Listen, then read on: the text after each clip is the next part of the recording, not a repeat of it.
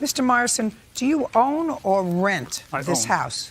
I own the house. And it has, according to you, it has 6 bedrooms, some of which you rent.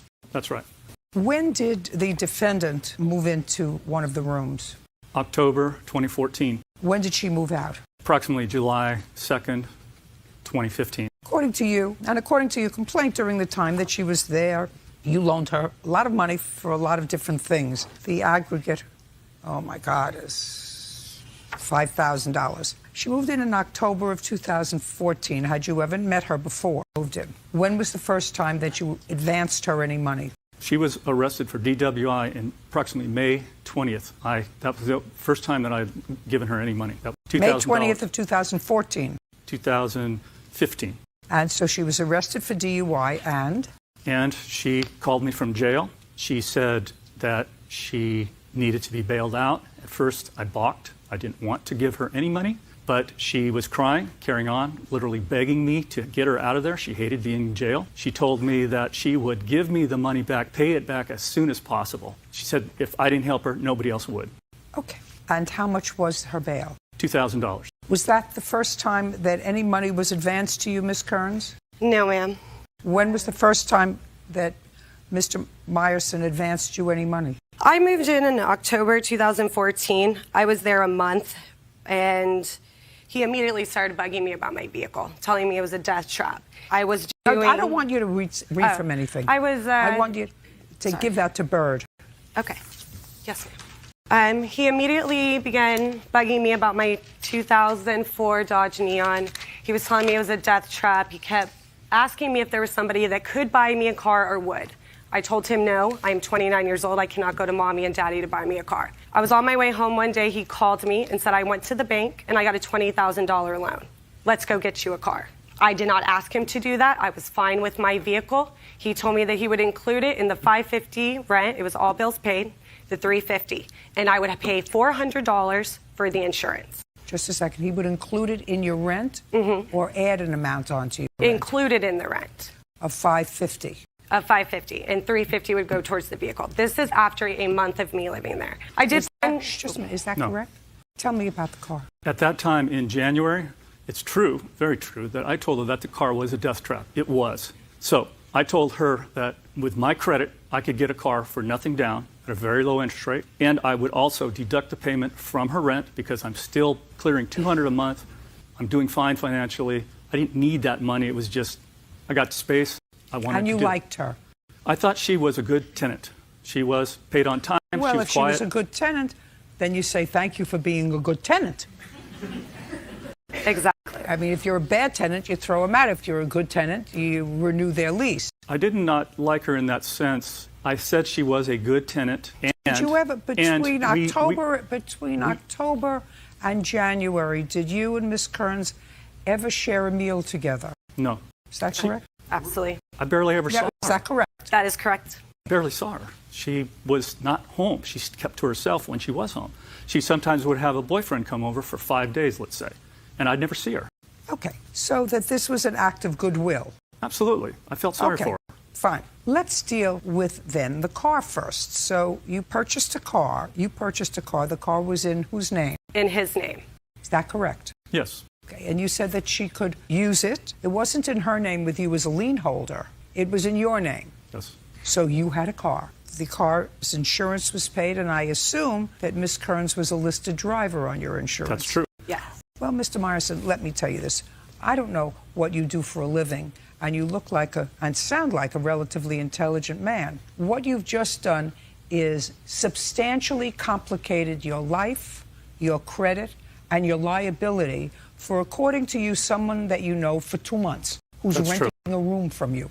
That's true. But, Your Honor, I can explain this. What? I can explain this. I did not advance her 1 cent. I just said you complicated your life. True. But compromised your credit and increased your liability. That's true. For someone that you barely knew, never shared a meal with, knew nothing of their background, and you look like an intelligent man. I just don't understand why an intelligent person does that. I've helped many people in my life. It's the way I am. Sorry. How many other cars did you buy for people? None, but I loaned a friend $100,000. That's a different story. Oh, it is? Loaning a friend money. I always say you never loan somebody money with the expectation of getting it paid back. Because if you get it paid back, great. That means that they were honest and honorable. But most of the time, they will find some excuse not to pay you back. And you will have lost the money and the friend. She was doing fine. Just a second. But you're here, Mr. Meyerson. She was doing fine until here. she went off on me one day in June. I want to explain that, and maybe it will make more sense to you. But she paid on time, no problem, okay? There were no problems. We had no issues. We never argued. She was quiet. She was a good tenant. However, she was a good tenant who, according to you, was paying $550 a month rent starting in October. And then you said you could now pay $200 a month rent, and $350 of what you pay I will use towards paying back the car. That's right. So she wasn't paying back anything. That's correct. She was paying the same rent. Absolutely. It all sounds cuckoo to me. I'm just letting you know. And it sounds cuckoo to 10 million other people. It's fine. But keep going. Okay, so everything was fine. She's paying the same rent. No She's problem. paying the same rent, and all you're doing is you're kicking in $350 a month. Not out of my pocket. That's lost income. It's out of... Mr. Meyerson. It's what I do. Sorry. Mr. Meyerson, you can argue with me from today till tomorrow, my friend. It sounds to a normal person cuckoo. That's fine. It's fine. Cuckoo. Fine. Okay, what kind of work do you do, Mr. Meyerson? I'm a computer programmer. Keep going. Okay. So on June 26th, she came home. This was the first crosswords we had ever had. She came in. She was drunk. She went straight for the refrigerator. Of what year? That's 2015. She went to the refrigerator, grabbed a beer can, poked a hole in it, started sucking down the beer, and then threw it on the ground. Beer was spraying everywhere. Then she proceeded to yell at me. The only thing I could make out of it was she said, "You're always picking on me." I was shocked. I didn't know what to do. I just said, "What's wrong?" She walks over to the garbage. She starts rummaging around, finds beer bottles, and starts throwing them at me. There's beer spraying everywhere. There's glass everywhere. Then she starts banging on the walls with the beer bottles. She's poking holes in the walls. I have pictures. This is ridiculous. And then I What called I the would police. like to see first, Mr. Meyerson, is the bail bondsman's receipt that you paid $2,000. You'd like to see the evidence? Yes, I'd like to see the bail bondsman's receipt that you paid $2,000, and that was on May 20th. This document right here, document D. And I have a police report to back me up. Well, the bail was $3,100. You put $2,000 in your credit, and $1,100 was due on the 29th. That was from somebody else, though. I didn't pay the $1,100, just Who $1,000. did? I don't know. I did. You paid the $1,100 that was due on the 29th. Yes. Okay, let me see the police report, Here's the police please. report. Backs up what I said. This is the June report of the incident where she was intoxicated. Absolutely. Okay, good. So we have $2,000 for bail. Explain, did she pay you back the $2,000 No. for bail? Go. Okay. So, No, I don't want to hear the whole story from the creation. I want to know why you didn't pay him back the $2,000 for bail. he told me. No, that not he told you. Called him and told him you were being held. I was being held. So that you had one phone call, Yes. and you didn't call your mommy or your daddy. No, I called. You an called attorney. him. No, ma'am. Who did you call? I called an attorney, and he three-wayed him. And And he agreed to do my PR bond for $2,000. I let him know that I had a debit card at my house where I lived with Randy, and I specified for Randy to take the $2,000 out of my account to pay the bond. great. Okay. Lie. And instead of doing that, He took it upon he himself. paid himself. And I was not involved in that phone call. Just a second. Okay. So you owe him the $2,000. What you should have done if you had the debit card and you had the money right in the bank, what you do is you get out of jail and give him back the $2,000. Yes, So ma'am. why didn't you do that? When I asked him when I needed to get it, he said, hold off. You have a lot to deal with. Get it to me when you can. Okay, now he wants it, $2,000. What else? What else, Mr. Meyerson? I've got tons. What? Just a second. You may have tons. Bills, I have no bills. time. I'll You give have it- tons. You have tons. I have no time. So Okay, far, she 200 owes you $2,000 Okay. for her bail. Car was impounded. That would be your She was problem. arrested for DWI. I don't care. Did you see the way I just said to you at the beginning of this process? You don't know somebody.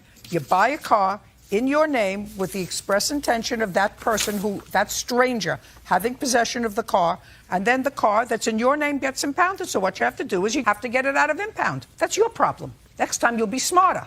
Next. Toll fees, $636. Toll fees. She was driving all over the country. I had no control in your over it. car. Absolutely. You didn't take it back. Tried. Police wouldn't help me. Police Sorry. would do nothing. It's a civil matter. Sorry. Car's in your name. She was living with you. Got toll fees. Take the car. Take the keys. Call the police. Say, that's my car. I want my car. What's next, Mr. Meyerson? Were after she left. What? You I should have booted taken her out after she assaulted me. Great. She took the car because.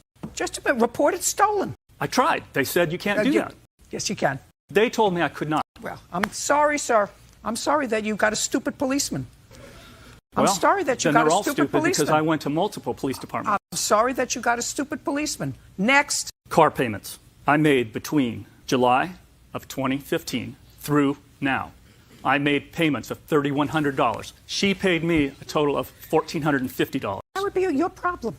Then I've got nothing else to submit, Your Honor. You made an arrangement. I have nothing more to submit.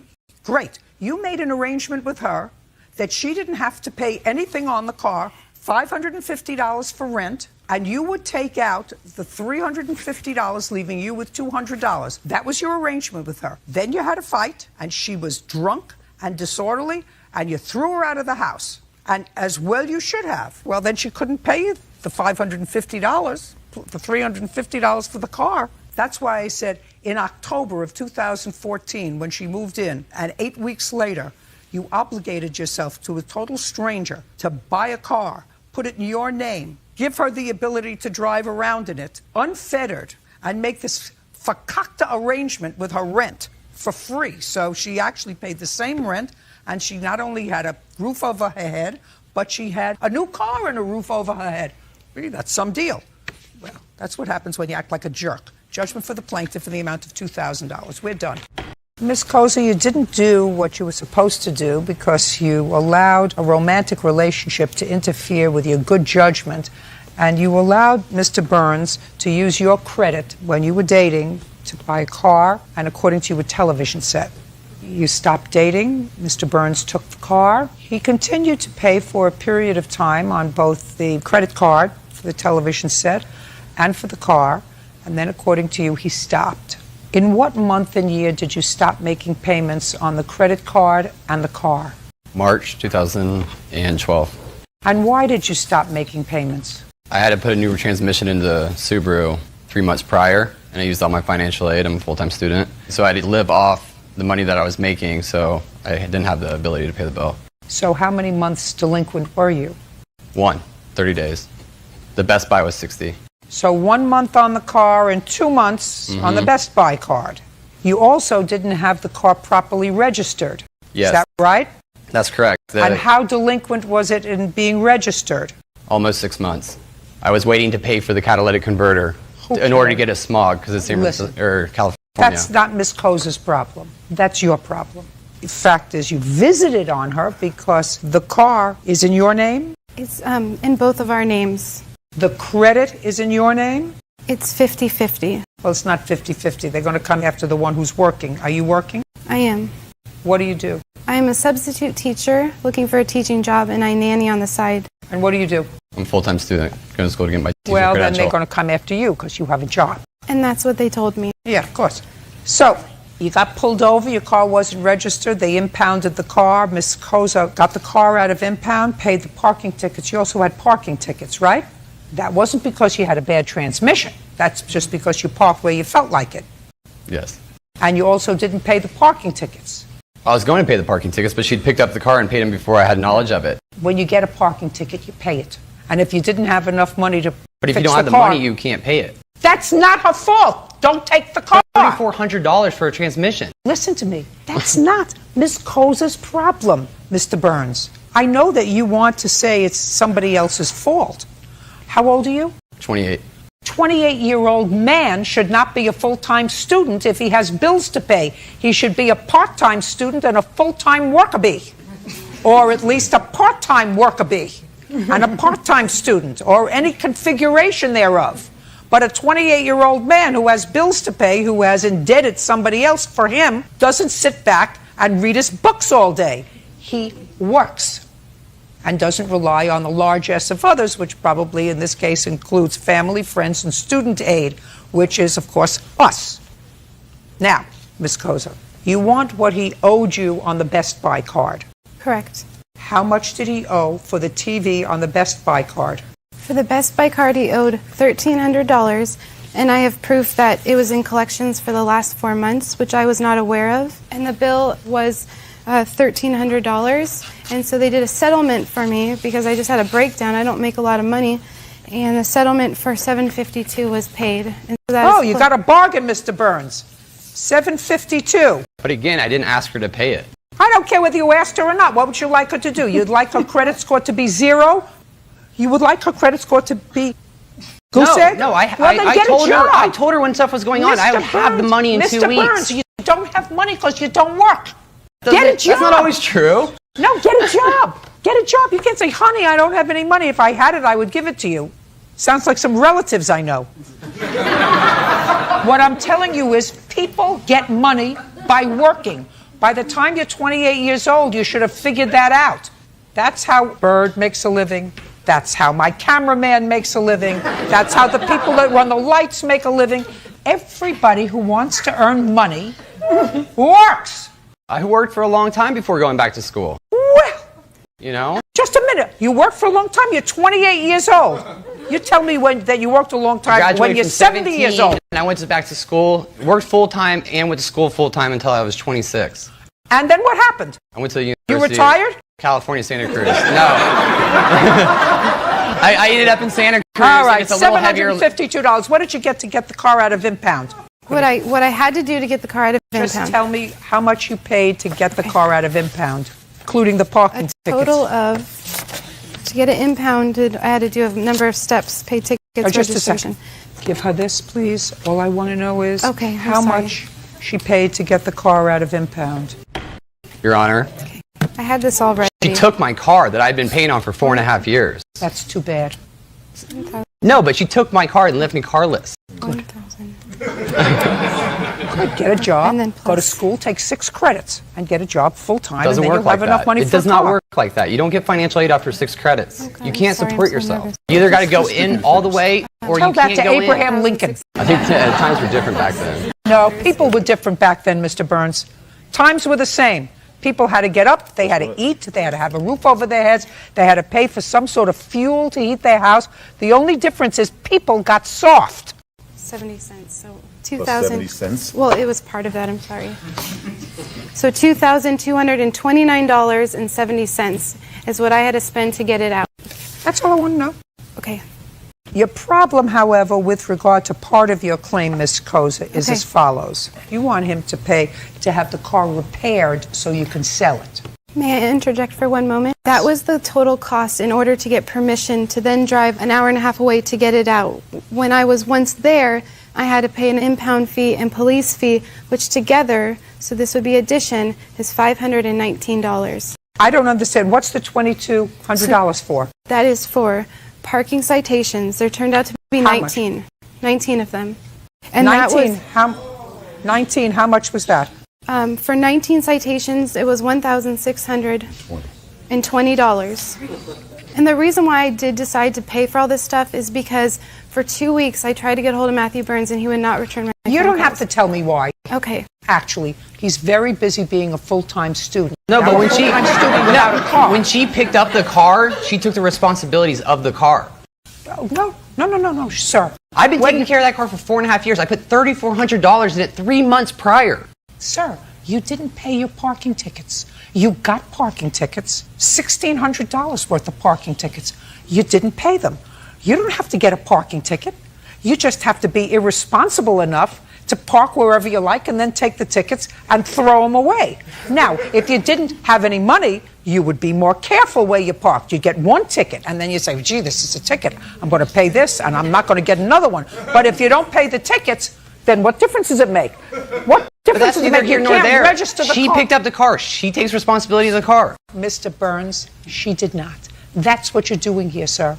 She had to do what she had to do to A, protect her credit, and to B, since you were being totally irresponsible with her good name by not paying on her credit card, by not paying on the loan on the car, by getting $1,600 worth of tickets that you didn't pay, she had to do whatever she had to do to protect herself, which she did from your irresponsible behavior. Totally irresponsible. If you think that she's responsible for this money, she's not. You are. The only problem that she has is she wants you to pay. She says that the car needs a whole bunch of repairs before she can sell it. And that part of your claim, and that's the only part of your claim, Ms. Koza, that I'm going to dismiss without prejudice, because you can't do a presumptive strike. If you sell the car and there's a shortfall on what you get for the car and the loan, then you can sue him for the difference. If a bank repossesses the car and they have to paint it, put in a new whatever, they do whatever they have to do, they sell it, and if you still owe on the car, they come back to you. Your Honor, I do have a recording of Matthew Burns saying that he will make payment on the repairs. I don't care whether you have that recording or not. I'm just telling you what I'm doing. I'm not entertaining that. Judgment for the plaintiff in the amount of $3,500. That's all. It caused me a lot of stress and a lot of money that I didn't really have. I wasn't taking responsibility. I wasn't taking accountability for my actions. Back then, he was an honest, nice man who was a stand-up man, and the last year, he's, no offense to him, but has gone down the drain and careless and selfish. In some aspects of my life, yeah, but in others, I've grown. I just hope I can get done with this and move on with my life. Ms. Adelby, this incident happened over a year ago. The incident that you're complaining about. The incident that you're complaining about allegedly happened in the state of Connecticut, where you and the defendant were neighbors of sorts. Yes. And it is your claim that her cat, in October of last year, bit you. You had certain medical bills that you incurred as a result of that. You want her to be responsible. Before I get into that, I'd like to know when you relocated to California. I relocated end of June. I'm a travel nurse, so I move every 3 to 4 months. So I was here June 26th. I don't know what you mean you're a traveler. I'm a travel nurse, so I work for an agency and I go to different hospitals every 3 to 4 months, depending on the needs of the hospitals. So you were in Connecticut from October to June. No, I was in Connecticut from July to October. July through Yes. October. Then end of October, October 30th, I moved to New York City, and I was there Just a minute. And you were in New York City until when? till May, mid-May. Now, New York City is much closer to Connecticut Yes.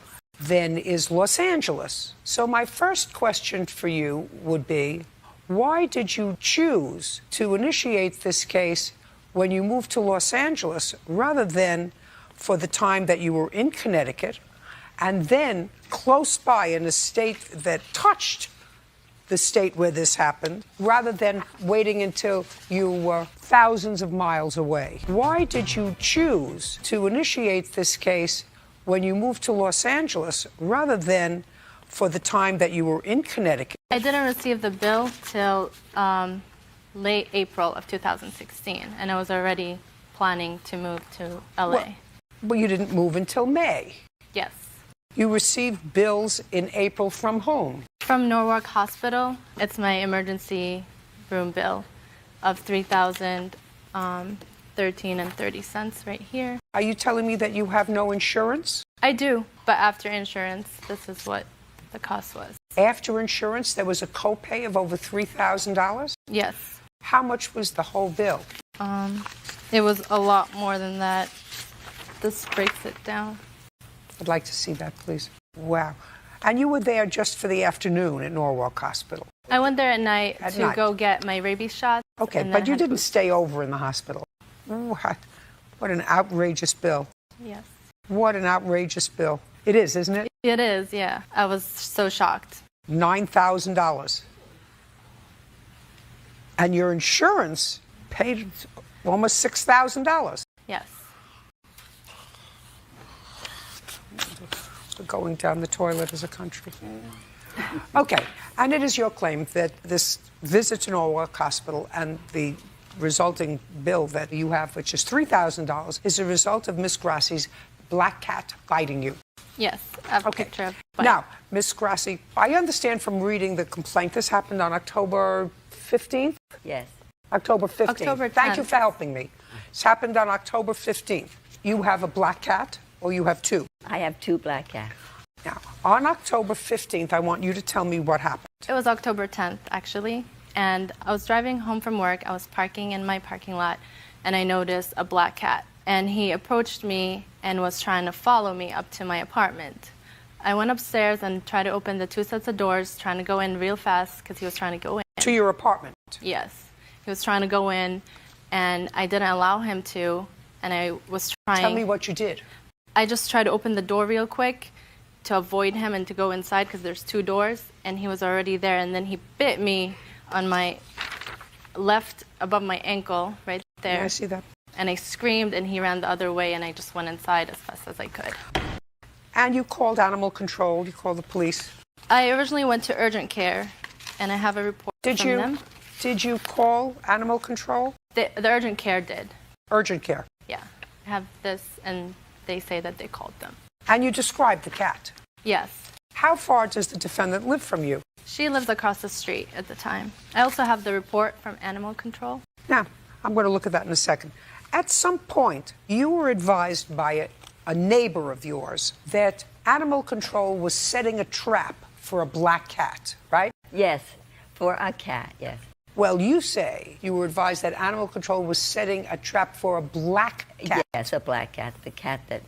And your cats go in and out? Both of them or just one of them? one. The other one is strictly a house cat? Very elderly and arthritic and doesn't move. Okay, so the one that goes out is a black cat. That's right. Is that cat bitten before? No. May I see the animal control Yes. report? And she had told me that her sister gets bitten by that cat whenever I first met her. When did she tell you that her sister was bitten by that cat? I think I met her around October 14th, 4 days after they located her and the cat. And I was like, oh, I got bit by your cat. And she was like, yeah, the cat roams around all the time, and he bit my sister. He bites my sister all the time. What did you say to her when she said the cat bites my sister? Well, I was shocked that a cat like that should be roaming around the street and biting around without our knowledge, and it doesn't even have a collar. What's So- your sister's name? Noreen. Noreen live with you? Yes, she does. Just But a second. That's my question. Does Noreen live with you? Yes. Does she work? Yes. Is she working today? No. Where is she today? She's taking care of my cats and dogs. How many cats do you have? I have 2. How many dogs? 2. They're all rescues. When did you rescue this black cat? The one that bit her? Yes, about 5 years ago. I'm not sure of the date. When you were told about this, you did in fact pay for the rabies shot that the plaintiff got. Is that right? I did. Is that an arrangement that you made with animal control as well? No, animal control, as soon as I told animal control that my cat was up on his rabies shots and told him the name of the vet and told him to call the vet if he had any questions. What date was that? It was after the day that Lamia came to see me. So That it was must have after been her- the 14th or the 15th. She had already been to the emergency room. Yes, She incurred this bill before she found out that your cat was up to date on her rabies, yes, on its rabies shots. yes. But may I say something? Sure. Okay, she got the initial rabies shots, but there are 3 booster shots. We're not even talking about the booster shots. Okay. We're talking about the $3,000 that she got as a bill from the emergency care that she went to before she knew that your cat was up to date on its rabies shots. All right. Do you understand? I do. That's a bill that, but for the fact that you let your cat out, she would not have incurred because she has to protect herself I understand. by following this procedure. I understand. You still have that cat? Yes, I do. And the cat, the cat didn't bite my sister. He will take a nip, but he doesn't, blood is not drawn. All right. And he's never has bitten anybody else. He is a very friendly cat, and he's around people a great deal. He shouldn't be outside. but no one has ever complained about him. He's Do you he's still very let him friendly. out? Oh, yes. Because he's not vicious.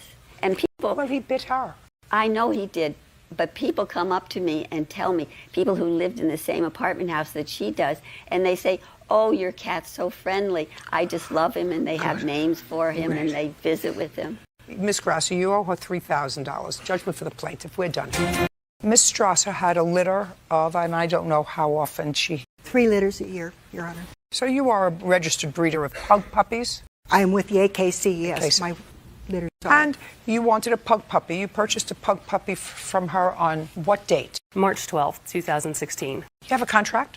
No. Do you have a written contract? No, Did you have a contract? no.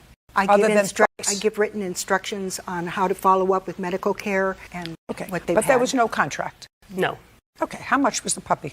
$1,250. Is this the first time you've had a dog? Since I was a child, yes. So this is the first time you've really Yes. had a dog. How old was the puppy when you brought the puppy home? 10 weeks. Puppy had its first shot. Yes, he had. When was the next time you took the puppy to the vet? I believe it was on March 18th. And that was a wellness check. That's a Yes. smart thing to do. Right. And the vet found everything in order. Right. What's next? 5 months later, I emailed, Don't tell me what you emailed. 5 months later, you took the dog to the vet. well, first I emailed Ms. Strasser. About what? I wanted a female pug. Toby was a male. Why did you want a female? He needed a friend, and I considered breeding. I didn't really want to breed it myself. I emailed her later and asked her if she would be willing to breed Toby and give me a female pug. Because I paid a lot of money for Toby, and I didn't really want to pay that much again. So, like as a stud fee, use Toby as a stud, and in payment for my stud fee, give me a puppy. And she said, She didn't answer me. okay, so what's next? Then Toby ate a Reese's peanut butter cup, and I was worried. Just a second. He ate chocolate. Yes. And you were concerned, so you took him to the vet. Yes. I took him Is to that the same vet that you took him to on March 18th? Yes. Same vet. Yes. And they kept him overnight for observation. Because somebody had given him, let him eat. He got on, I had a candy bowl on the table, and he got on the table. Okay. So they kept him overnight, and? And I picked him up, and they said, you know, he is cryptorchid. And I said, I don't know what that is. So they informed me that one of his testicles was... I'm letting you tell me this story, even though it's hearsay, because I assume someplace it's in the medical Yes. record. So they said to you that he has one testicle, or he has one testicle that had not come down yet? One that had not come down yet. I know. I've had lots of dogs. So they said I would have to have him neutered. I could not breed him. Well, they said to you it's a wise idea because those things can become infected, and the dog should have been neutered from the beginning. You should have had the dog neutered 5 months before. Well, he was only 10 weeks old 5 months before. When you got him, he was 10 weeks old. Yes. At what age can you have a puppy neutered? They say at 4 to 5 months. Okay, so you were a little late in the neutering process for him anyway. Well, I wanted to breed him. Well, that's ridiculous. This is the first time you've had a dog since you were a child. All of a sudden you want to become a dog breeder? No, I didn't want to be a dog breeder. Okay. I wanted to breed the dog so I could get a female dog. For what? Ms. Strasser told me that... For what? Ms. Strasser, What I did asked you Ms. want a Strasser, female? Just a second. For what? I'm just trying to figure out. For what did you want a female dog? If you wanted company, you could get another male dog. Ms. Strasser, in our emails back and forth, she said girl pugs get along better with boy pugs. I didn't know what I wanted. I said I want another pug. Okay. In any event, this is what your case is about. You think that she should give you back half your money, or all your money, or more than all your money. You paid $1,250. You're suing for $1,625 because you say, in addition to anything else, you want a partial refund for the dog and plus punitive damages for filing a false restraining order against you. Correct. So now you take the puppy to the vet and you have the puppy neutered, right? And at this time it's surgery, a little bit older. Puppy is about 8 months old now. It's September 16th, so... About 8 months. Puppy was 10 weeks old. This is 5 months later, so it's about 8 months old. You have the puppy neutered, and? So And you called her and said, I want part of my money back. Okay, and she said, I'm not giving you your money back. She texted me and She said, I'm not giving you your money back. She texted me and said she would give me my money back. Oh, she would? Yes.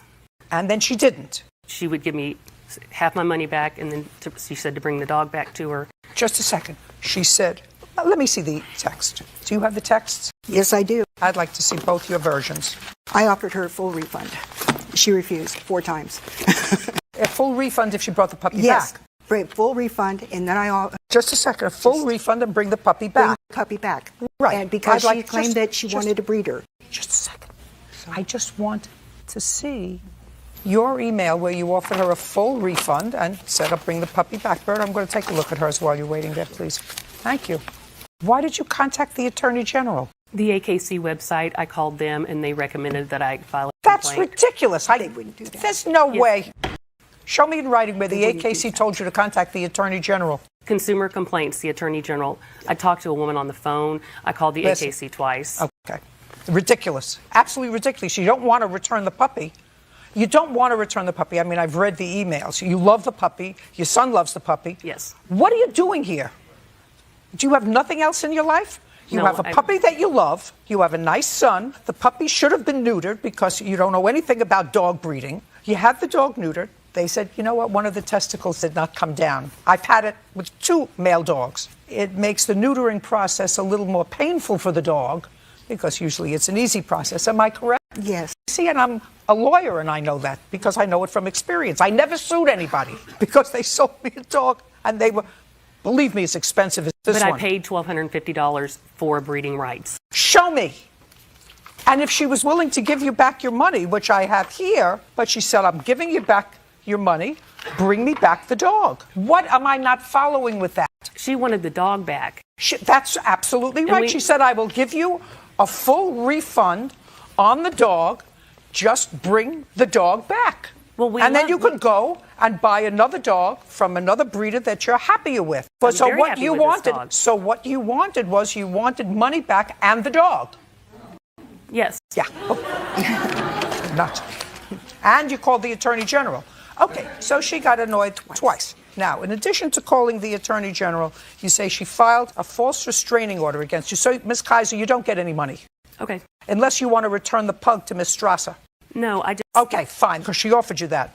And I will make that offer good to you today. But she offered me $625. Just a second. You can have all your money back and you give her back Toby. Okay. What's your pleasure? I'll keep the dog. Great. That's what you should have done in the beginning, not cut yourself all your panties in a twist. Why did you file a restraining order against her, Ms. Strasser? Because after she kept filing more and more papers with the Attorney General, and I had to respond to all of this, and it was driving me crazy. Plus, I had people coming to my property claiming they were lost. No, just a second. Is what you're telling me you filed a restraining order because she was filing complaints? No, not necessarily. It was mostly the people coming on my property, and she was there once. And I'm not believing that, Ms. Strasser. I did not take pictures. I don't. That. People coming onto your property, strangers coming. I live in a very rural area. It's not likely they're lost. Ms. Strasser, listen to me. There's a word called Strasser. It has nothing to do with Strasser. It's a Yiddish term for you giving somebody the business. You're strassering them.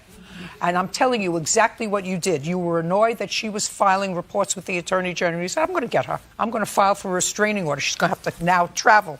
That's what you did. Because that's abusing the court. That's a no-no. She was the only one that I had any problem with. I've had numerous puppies. You're and no one absolutely ever. right.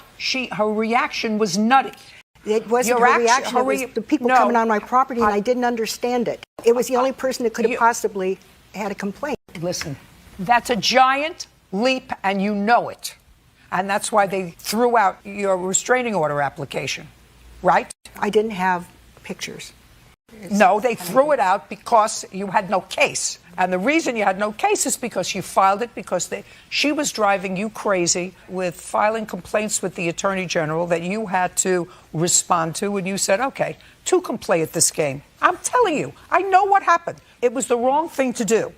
I also think it was the wrong thing to do to contact the Attorney General's office. But the AKC website, honestly, listen, I wouldn't know the to contact AKC you. is not like the Wizard of Oz. It's not like a giant thing that has a voice. I realize that. Behind a machine. I realize and if you have a document for me to look at that says that some person, some human being at the AKC, when you told them this story that the breeder offered you your money back, you declined because she also wanted the dog back, and they said, call the Attorney General.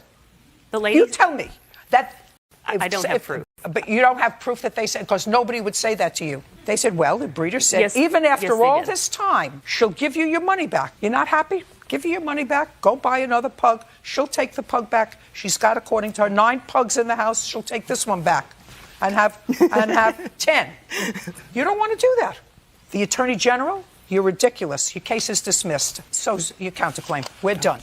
Each of you tells a different story about an event that occurred a couple of years ago where you allege, Mr. Shuey, that you were injured by the defendant who you say punched you. Yes, Your Honor. This is what I'm visualizing from the story, and then I'm going to let you pick it up. You were going to a restaurant. Yes, Your Honor. What kind of restaurant? It was a breakfast brunch cafe Where? In what city? in San Mateo, California. Who were you there with? My father, my brother, my mother, my aunt, and my uncle. How many people were you? 6 people total, including me. And the restaurant was busy. Yes. So according to what I read, you were waiting outside. Yes, that's correct. Were there other people also waiting outside for a table? Yes, about 15 to 20 people. What time of the day was it? It was around noontime. And what day of the week? It was Sunday. You remember the date? It was the 20th of December, 2015. And you decided that you had to use the restroom. Yes, that's correct. So you were going into the restaurant. Correct. Mr. Pogue and his family had been having brunch and were finished. Is that right, sir? Yes, ma'am, that's correct. And who were you with? I was with my wife and our 2 sons, Isaiah and Alan. How old are they? They are 8 and 9 years old. And you got up to leave, you paid your bill, and according to what I read, pretty consistent on both sides, you were holding the door open for your wife. That's correct, So Your that Honor. she and the children could leave. Right. And the appropriate thing is for you to wait until he's not holding the door for you. He's holding the door for his wife, to wait until his wife and children leave, then take the door from him and go in, right? That's not what you did. What you did was scoot past them to go into the restaurant. Not a tragedy, rude. Sure. And that's what he said to you. Correct. He said, according to you, that was rude. Is that what he said? Yes, Your Honor. And what did you say? I said, I'm not rude, you're rude. Well, so then you were wrong, because I'm telling you, you were rude. Your Honor, he was taking a long time when he opened the door. His wife was nowhere near the door. And because he was taking a prolonged period of time, I decided to squeeze in first. You were rude. Maybe so. Right. And he called you out on it. He said you were rude. Even if you think that his wife was taking too long, you were still wrong because he wasn't rude. You think him telling you that you were rude was why he was rude? Yes, I felt like the tone, the voice that he said that in. You didn't like his tone? No. Did you grow up in California? Yes. They talk an awful lot about tones and feelings here in California. Sure do. Feelings are hurt right there. You grow up in Brooklyn, you're not so interested in your feelings. You're interested in getting across the street. Sure. So you didn't like his tone. So his tone you thought was rude. Now I think I have created the word picture for people out there. You're rude. No, you're rude. Pick it up from there. Yes, Your Honor. After that, he left the restaurant. I went to the bathroom as I had planned to do, and I washed my hands. I used the toilet, and then I headed back out to. In that order? No, not in that order, Your Honor. Toilet first, then the sink, and then I left. I'm just curious. I mean, it wouldn't be terrible, but I. And then I went to go meet my family, who was outside. And as I was leaving the restaurant, right as I approached the front door, I saw Mr. Pogue come into the restaurant with a different outfit than I had first seen him in. And he said, "Hey, do you want to fight me? You want to challenge, tough guy?" No. And then I told him to back up because he was trying to get in my face. You know, he was. Okay, and this conversation is taking place in the restaurant, outside the restaurant? It was immediately inside the restaurant, right inside the doorway. Is there a vestibule? No. So it's right at the door, but you're inside the restaurant. Okay, is the door open or closed? Closed. Keep going. And then I told Mr. Pogue to back up. I said, "Hey, back up, back up, don't touch me," because he was getting really close to me. So he got very close to you. Yes. And I asked him to back up. You told me that already. Yes. And And he did back up, and he turned around to leave the restaurant. And right as he stepped foot outside the restaurant, I had also stepped foot outside the restaurant, and the door closed behind us. And then Mr. Pogue suddenly turned around, and he said, "Hey, tough guy." And then he hit me in the mouth with a closed fist. Okay. So when you said, "Hey, get away from me," who exited the restaurant first? Mr. Pogue did. Okay. And you were going outside to see your family. Correct. Now you have a nut whose family is gone. He went to the car, changed his outfit. Correct. To come back into the restaurant, you think, to look for you. Yes. Right? Yes. And now you're both standing at the door, and you say he's in your face, but his back is to the door, right? And he was moving closer to you because you say he was in your face. Correct. And you say to him, so now you see this nut is sort of confronting you, Mr. Shu, and you say, "Get away from me, you're in my face, you're in my space." So Mr. Pogue has to turn around, so now he's facing the door, and he goes out the door. Correct. An intelligent young man would say, "You know what, I'm going to stay in here for a minute and let him leave." That's what an intelligent young man would do. Would say, "Well, because I haven't started with him yet. I have somebody who's aggressive, who clearly came back looking for trouble. It appears that I have averted trouble because he's leaving. I don't think I'm going to go right back to join my family. The table wasn't ready. They weren't giving it to somebody else." Right. So what did you go outside for? I didn't think that there would be further You didn't aggression. think? No. You weren't thinking all morning. You weren't thinking. You weren't thinking when you scooted in, when he was holding the door. You weren't thinking when this nut job who went to his car, changed his clothes, came back looking for a fight. You said, "You want to fight me?" And he said, "Nah, I'm leaving." And he turns around and leaves, and you follow him right outside. Well, Your Honor, the entire confrontation happened so quickly, I didn't have time to think. Okay. And he punched you. Yes. In the face. Yes. And this case dragged on in the criminal court for 2 years. And were there ever any charges filed? Yes, 2 misdemeanor charges were filed, but they were dismissed due to lack of evidence. They were dismissed.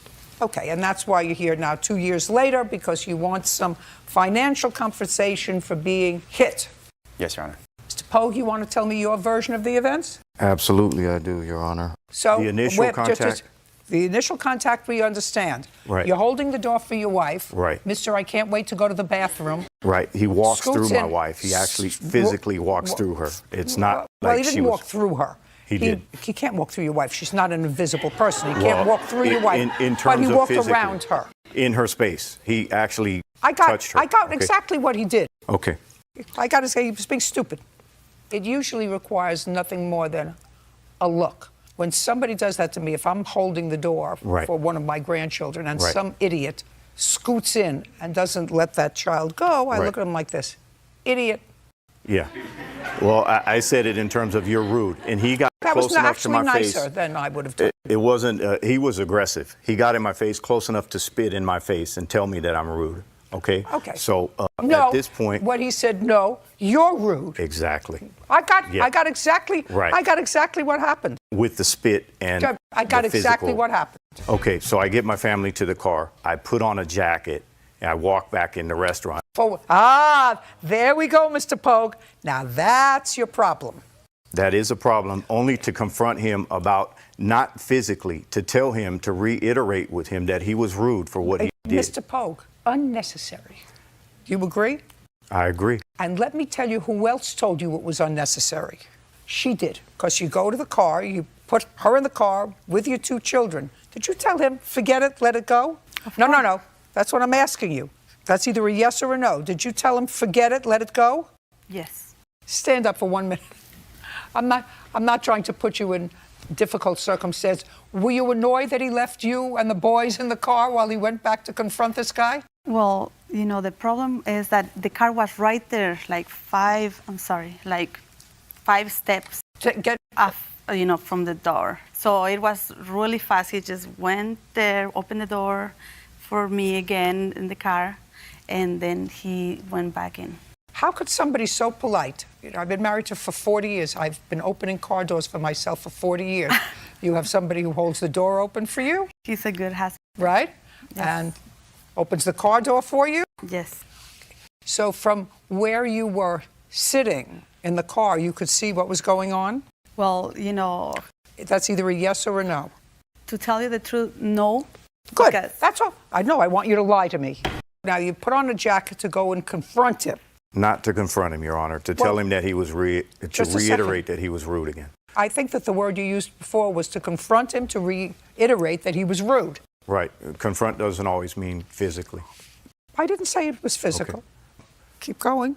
So Yeah. I walked in the restaurant. The young man was standing inside the door, obviously waiting for his table. He was not walking out the door. I walked up to him. I told him he was rude again. Again, he approached me in my face, backed me out the door. I told him to take his hands off me. He's Just a close second, enough. when he backed you out the door, Right. where were his hands? On my body. Where on your body? On my torso. He's leaning over me. This kid stands 6'3". He's leaning over me. He backed me up 10, 15 feet out the door. Told him again to take his hands off me. At that point, he didn't. He kept coming forward. Okay. I did not punch him. I struck him with a forearm. That's how Whether you close punched he was him or to not, me. if he put his hands on you first, then he deserved whatever he got. Do you understand? Yes, of course. Did you put your hands on him is my question. Absolutely not. I'd like to see the police report. Sure. Here's the police report. Okay. Did you have a medical bill, Mr. Shue? Yes, Your Honor. I'd like to take a look at it. Sure. Your Honor, if I could explain the bill. As a result of the attack and the punch to my face, I was wearing braces at the time. And I know, the police officer noticed a small scratch inside your cheek. actually, I have photos that show the laceration, and the laceration was I'd like to see it. not what I would describe as small. I suppose that depends upon whether it's happened to you or somebody else. Sure. This is your problem, Mr. Pogue. Your problem is it was all over. I read the police report. Have you read it? I have not had a chance to read it. They Well, wouldn't I'd allow like me you to have read it. There was a person who was there, who was a witness, who was interviewed by the police. Because when the police came, of course, your story was that he put his hands on you first. He may have gotten the short end of the stick after a confrontation, but he placed his hands on you first. My problem with your behavior, Mr. Pogue, is that you shouldn't have gone back into the restaurant. And not only shouldn't you have gone back into the restaurant, but you went back into the restaurant after changing your clothes, putting on a jacket and a beanie, had a jacket, beanie, and a toothpick. Your right? Honor, it was December. It was 30 degrees outside. Your wife just told me that the car was 5 feet away from the restaurant. That's what she just told me. So you didn't have to get all warmed up to go inside 5 feet. You actually walked into the restaurant. It didn't change that much in temperature. If anything, it usually gets warmer during the day.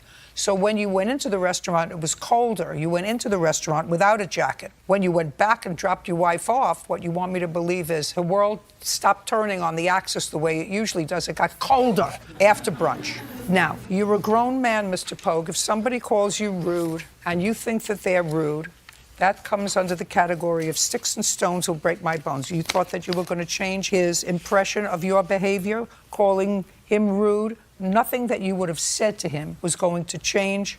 He is very sure of himself. I think his behavior was silly, but your behavior was stupid, and your behavior caused this incident. Judgment Your for Honor, the plaintiff in the amount of $2,000. We're done. I think the young man learned a valuable lesson that day. I think her decision was excellent. She clearly saw through this man's intentions. Look at the man. He stands 6'3" tall. I'm 5'9". He came looking for a fight. I'm a grown man. I can take care of myself. He has no excuse to hit someone. Ms. Woods, the defendant was your boyfriend, and you were living in one state. He got a job in another state, and according to your complaint, his job was a very good one. You had a job where you were living, but you decided to move with him to this new state. Which new state was he going to? Ohio. Ohio. And you had been living in? North Carolina. Okay. You have a child? Yes, ma'am. Okay. And you had a job at the time? Yes, ma'am. And you were living together in North Carolina? Yes, ma'am. How long had you been living together? About a year. So Mr. Smith got a new job, and the new job, in addition to making more money, according to you, gave him a relocation fee. Is that correct? Yes. That's correct. How much was the relocation fee? $5,000. And when did you get that? About 4 days after we moved in. It is your claim two things. A, that you signed a lease with him together when you moved in. That whole thing didn't last very long. Correct. You left and just were notified that you stuck with the lease, so you want him to be responsible for that. And you also claim that you paid for the moving costs with his assurance that when he got the moving bonus that he would reimburse you. That's your claim. Yes, ma'am. When did you move? In what month? October 31st. When did your new job start, Mr. Smith? October 31st. It was on a Monday. And how much did the move cost you?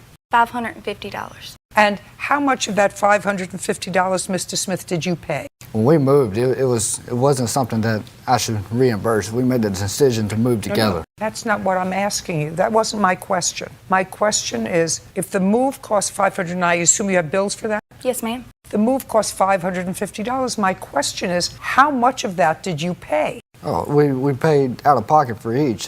What does that mean? It's not something that she paid for alone. Well, I'd like to see your bills for the move. Yes, ma'am.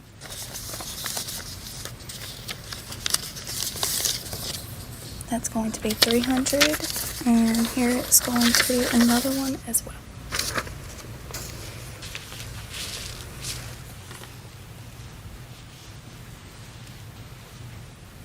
What's point of sale debit? What does that mean? It is under there. It's the Havenwood Townhomes. I paid the $300 deposit down on the place before we actually moved. They took out $100 to start off, and once we got approved, they took out another $200. That was the money my mother had loaned me for the U-Haul, and I had paid her back. And it was in our agreement that he would pay me back for the both when he got the $5,000, which he did not get back 4 days after we moved. It was That's for the lease. the deposit for the lease, yes, ma'am. And what was the other $250 for? We didn't agree for me to pay her back. You moved October 31st. When did you move home? I moved home on December 15th. So you were there 6 weeks. Yes, ma'am. Now, what did you do with the $5,000 moving expenses? After taxes, it was around $3,000. I used that to pay the bills, first month's rent, everything. Okay. Help with appliances. And Just a second. Yes. You did that to pay first month's rent. Right. Did you pay any part of the rent the first month? Our first month's rent was free. We did not have to pay anything because we had moved at the last of the month. We did not have to pay anything until December. So it went to pay December's rent, but you already started working October 31st. Yes. According to you. That was my first day. It was just Well, that's okay. You paid October 31st. How often do you get paid in this job? Every 2 weeks? every 2 weeks. So that you got 2 paychecks. Listen to me carefully. You got 2 paychecks by the time December's rent floated around. I'm asking you what you did with the $5,000. I got the $3,000 after taxes on that Thursday. Used that money to catch up the bills that I were behind. Which one? Paid my truck payment. Your truck. What else? I have a loan payment I paid for. A loan. Your loan. For what? There's a bank loan that I owed the bank a few years ago. What else? That's all I paid for myself.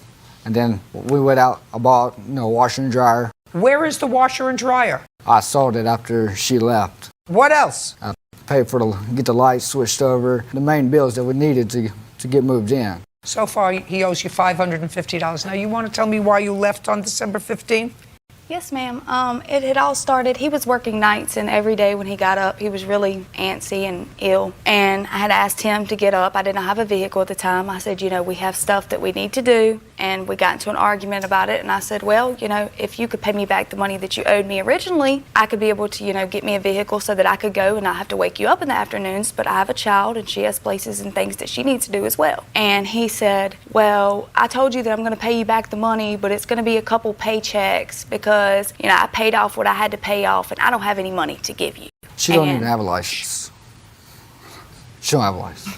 She may not have a license, but that doesn't mean the argument didn't happen. Right. I have a text message stating right here that he had told me to pack my stuff and get out. And since I did not have a license or a car, I had arranged for a lady that I knew personally for years to come pick me up.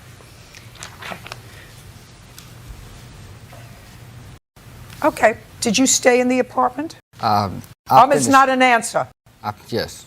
I finished out December, and then I moved out right after she had left. Why? Because I couldn't really afford the place by myself. Well, she wasn't working when she came out there. You were working. Yes, but she had got a job when we got out there. You know, I was working 12-hour nights, you know, and she was supposed to get bartend or serve on nights that I was off. And most mornings when I got off work at 7, I get home by 7:30.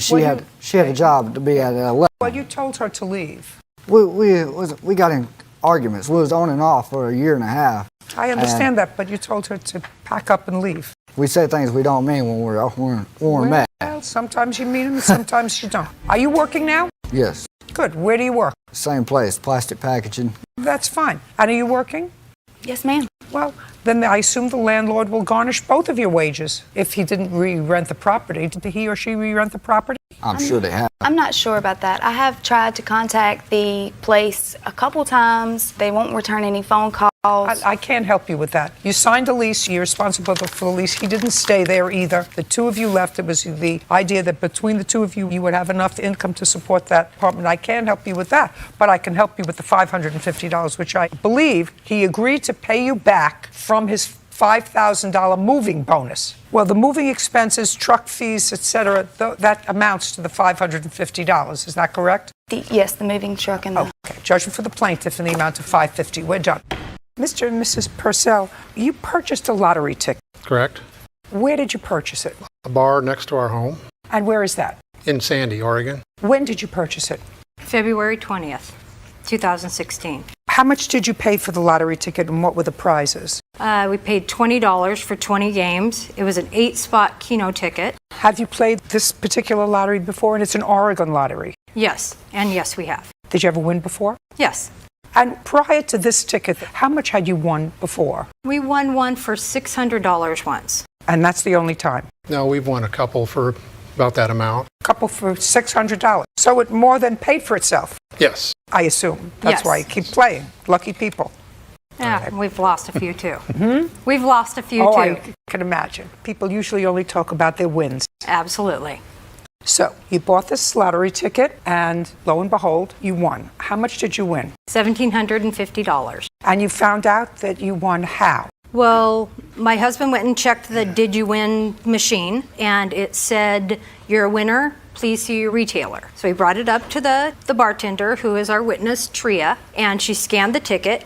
Now, if you win over $600, it doesn't tell you immediately how much you won. You have to go back and check the numbers, and then you can find out how much you won. But we had hit 7 out of the 8 numbers, and that paid $1,750. What did you do next? Celebrated. And then the next day, I went and got a claim form, which you can get right there at the saloon. And I brought it home, and Dave, my husband, filled it out the next day. Listing your name, your address? It was in my name. He put the claim form in my name. He even took a picture of the ticket. Okay. We put it in the claim form and sent it out the next day. And you have a picture of the ticket? Yes. Correct. And then what do? They send you a check? Yeah, you send it into Salem, Oregon, and it usually takes about 3 days to get it back. And it didn't come back? And it didn't come back. And you began investigating. And you had the picture of the ticket with the numbers. Yeah, we waited the 2 weeks that they tell you to wait. On the 15th day, I called down there to Lottery and gave her my last name and the numbers. I said, we didn't receive our money. Well, they didn't have any of our information. So I told Dave, someone claimed our ticket. Somebody stole our ticket. So that's when I put in a public records request through the Lottery and received his information. Okay, and that's how we get to the defendant who cashed your lottery ticket. Correct. Okay. First, I'd like to see a photo of the ticket. He has it on his phone that is actually date stamped. I have a picture of it here, but if you'd like to see it with the date on it, I would. That's the picture of the ticket, and then he has it on his phone also. That was taken in February.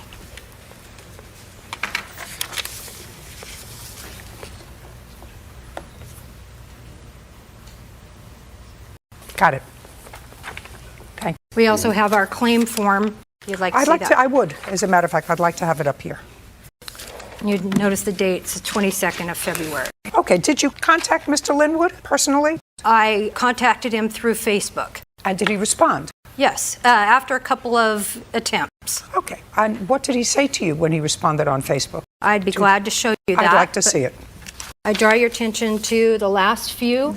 I'm going to read them all. Yeah, because he does change his story a couple of times. Okay.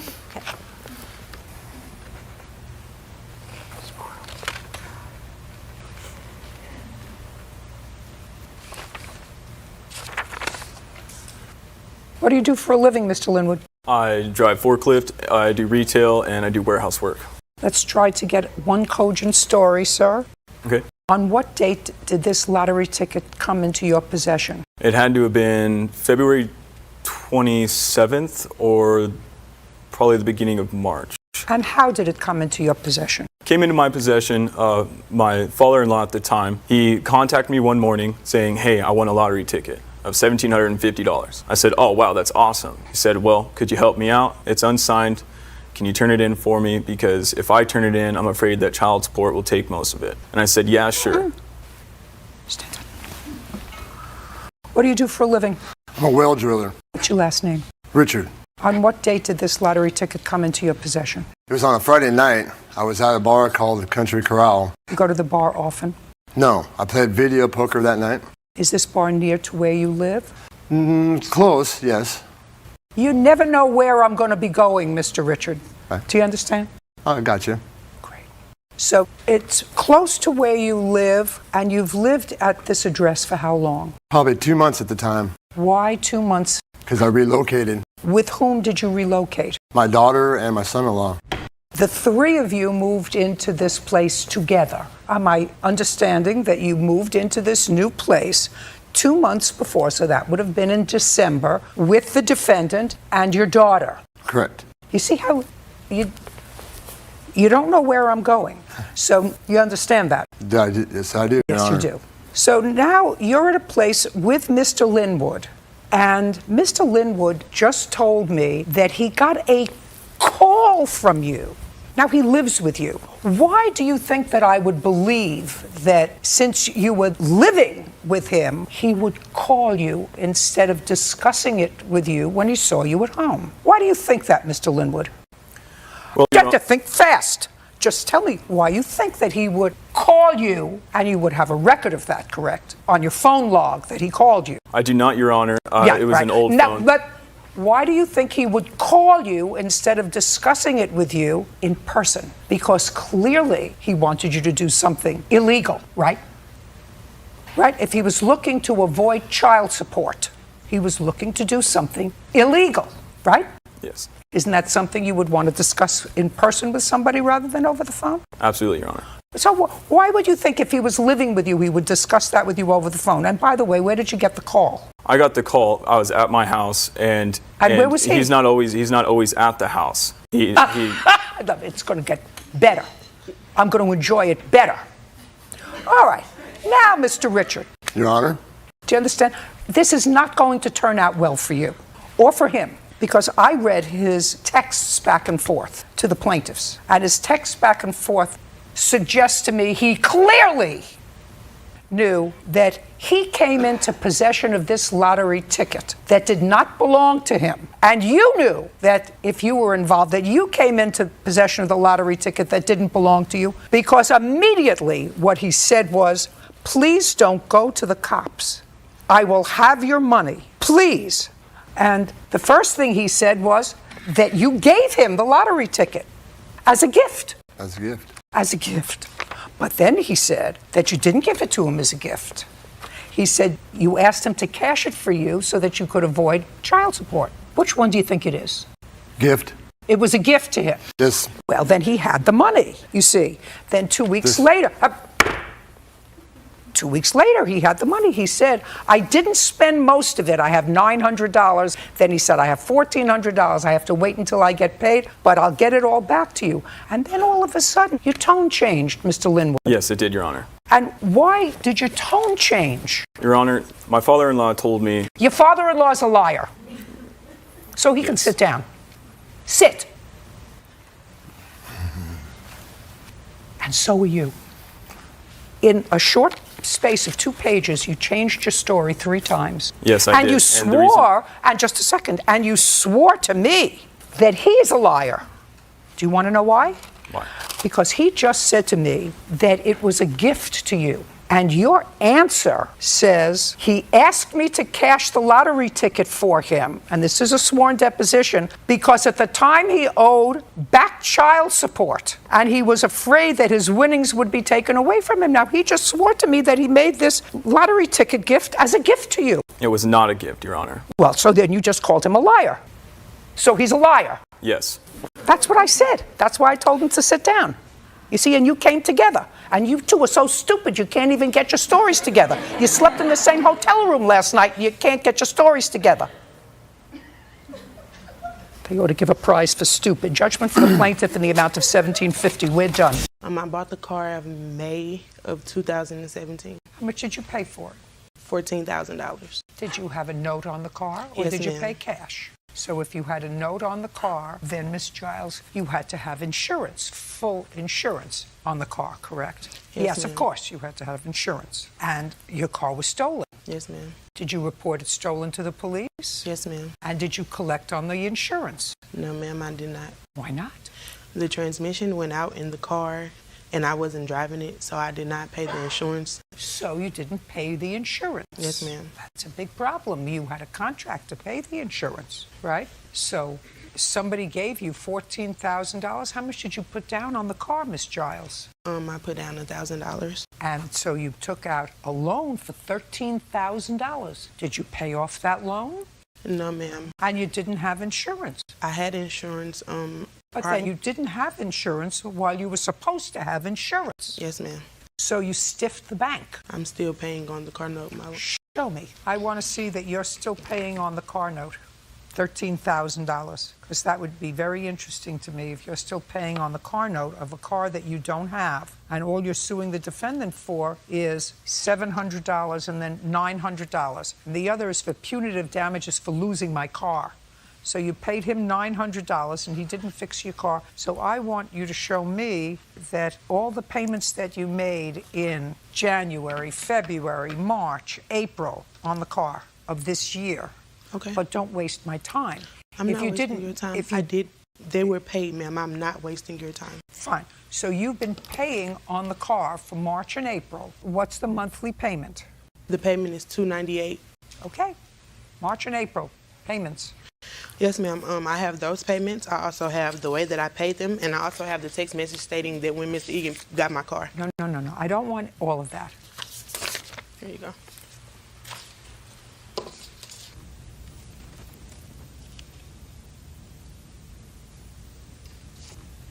This tells me nothing. That is the payment. That tells me nothing.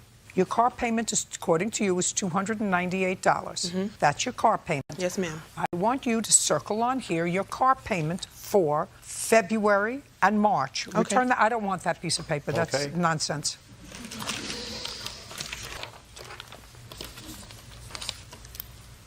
$298. I didn't see any payment for $298 anywhere. I paid extra in February. I paid $350 in February, ma'am. Just a second. Why would you pay $350 in February? Because I was in between jobs. I was a little behind. So I made sure to catch up my February payment. Just a second. So you were a little behind. How many months behind were you? I wasn't any months behind, ma'am. Maybe a couple of days or maybe a half of, like I maybe paid half of, last month or something like that. But I think maybe with interest, like I said, I paid $350 in February for my full car payment, which I have right here. It says paid in full. Can I see what you're showing me? Just a second. Let me see paid in full. Don't give That's me a lot of February. papers. Let me see paid in full. That's February. For February.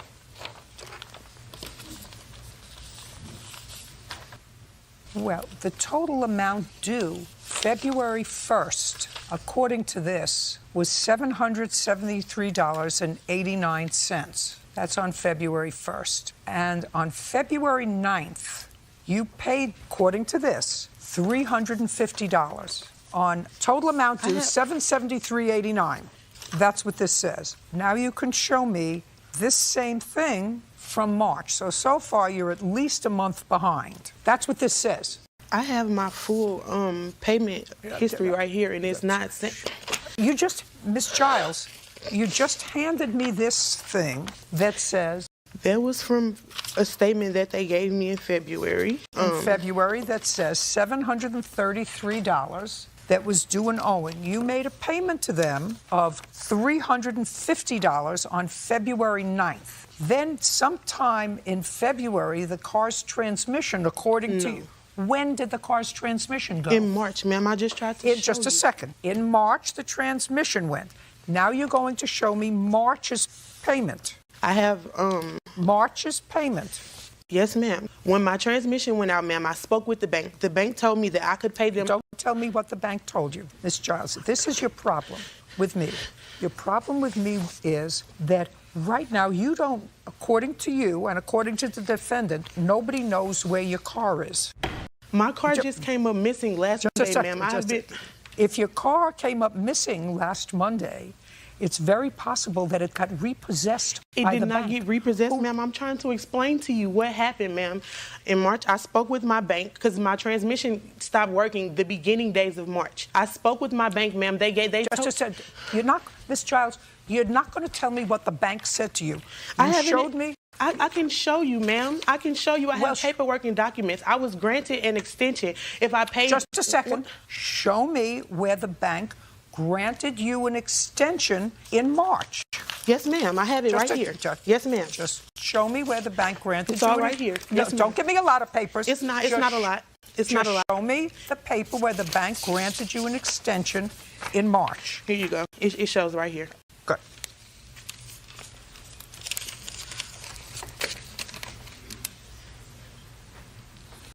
Okay. According to this, on March 31st, you signed this agreement that indicated your payment would be due on April 1st. No, ma'am. It's May 1st. No. It's May 1st, ma'am. Okay. That Let April me read was this the to you. month. that Please was- be advised that this agreement will be revoked and null and void if you fail to sign and return this agreement by February 12th. The contract will be extended and your regular payment will be due on April 1st, 2018, provided you sign this agreement and return it. The agreement was sent to you on March 29th. Following that payment, your next regular payment due is 4/1/2018, and every month thereafter until your new maturity date, which will be August 1st, 2023. That's what it says. That's not what I was told. Well, That's not what they just told me upstairs when I called. I want you have to the payment. Ms. Giles, get this absolutely correctly. What you handed me said your payment was due April 1st. Right now, you don't know where the car is. Shh. You don't know where the car is. According to you, it was taken last Monday. Yes, ma'am. I have Well, a just a report. second. According to you, it was taken last Monday. You found it missing, right? It was at the shop where Just he had me to tow it to. I was going back to check on it, and they told me that it was gone, that it was there that morning, but by the time I made it on Monday, it was gone. It was gone. And what was last Monday's date? It was the 16th. Your payment was supposed to be received by them April 1st. What I'm telling you, Miss Giles, is either one of two things happened, Miss Giles. Either. Ma'am, my payment is due on May 1st. Show me just a second. They gave me April, and I was supposed to start my first. My payment is due May 1st. When I show just me called here. upstairs, I can call right now. No, don't call right now. I don't. You have a bigger problem than the $700. Miss Giles, stop with the histrionics. You have a bigger problem than the $700 you gave him for a new transmission. You have a much bigger problem. Your bigger problem is that you owe this bank $13,000 because if you didn't have insurance, and you were supposed to have insurance on a car of which you owe $13,000. Here's that my means insurance right here, ma'am. Like I tried to explain to you, I paid my insurance. When I gave my car to Mr. Egan, ma'am, my car was insured, and I paid my car insurance. But at that point, it was either get my car fixed or to, pay again the next month. After he'd taken my money, I could not pay my car insurance again, ma'am. I had to go So either save you money had, to get my listen car to me, fixed. either you had insurance or you didn't have insurance. I had Before we insurance when I gave Mr. Egan my car, ma'am. I had insurance in the middle of March, ma'am. Well, if you had insurance, madam, in March, then you had insurance in April. And if you had insurance in April and if your car was stolen, then the insurance company will reimburse you. If they repossessed your car, they did not, ma'am. I called. Well, then, before I reported my car stolen, my lawsuit was already filed. I filed my lawsuit on April 1st, ma'am. I did not report my car taken until April Giles, the 16th. I'm not satisfied with this case. And if you think that you will have a better chance going back to the small claims court from where you came, I'm going to dismiss your case without prejudice. You can go back there. I'm not buying the story. Do you understand? With all your histrionics, I'm not buying this story. Go back to small claims court and maybe somebody will buy this story. I'm not buying it. Goodbye. Mr. Ramirez, how old are you, sir? I'm 22. What do you do for a living? I work at a restaurant. I'm a server. In what restaurant? Ramen by York. And where is it located? In Highland Park. What are your hours of employment, sir? I'm part-time right now. What are your hours of employment? From 6 to 11. 6 p.m. Yes, to 11 p.m. To 11 p.m. And what do you do all day? Well, I'm starting school again. I just started school. I don't care what you are doing soon. What do you do now during the day? Which school do you attend now?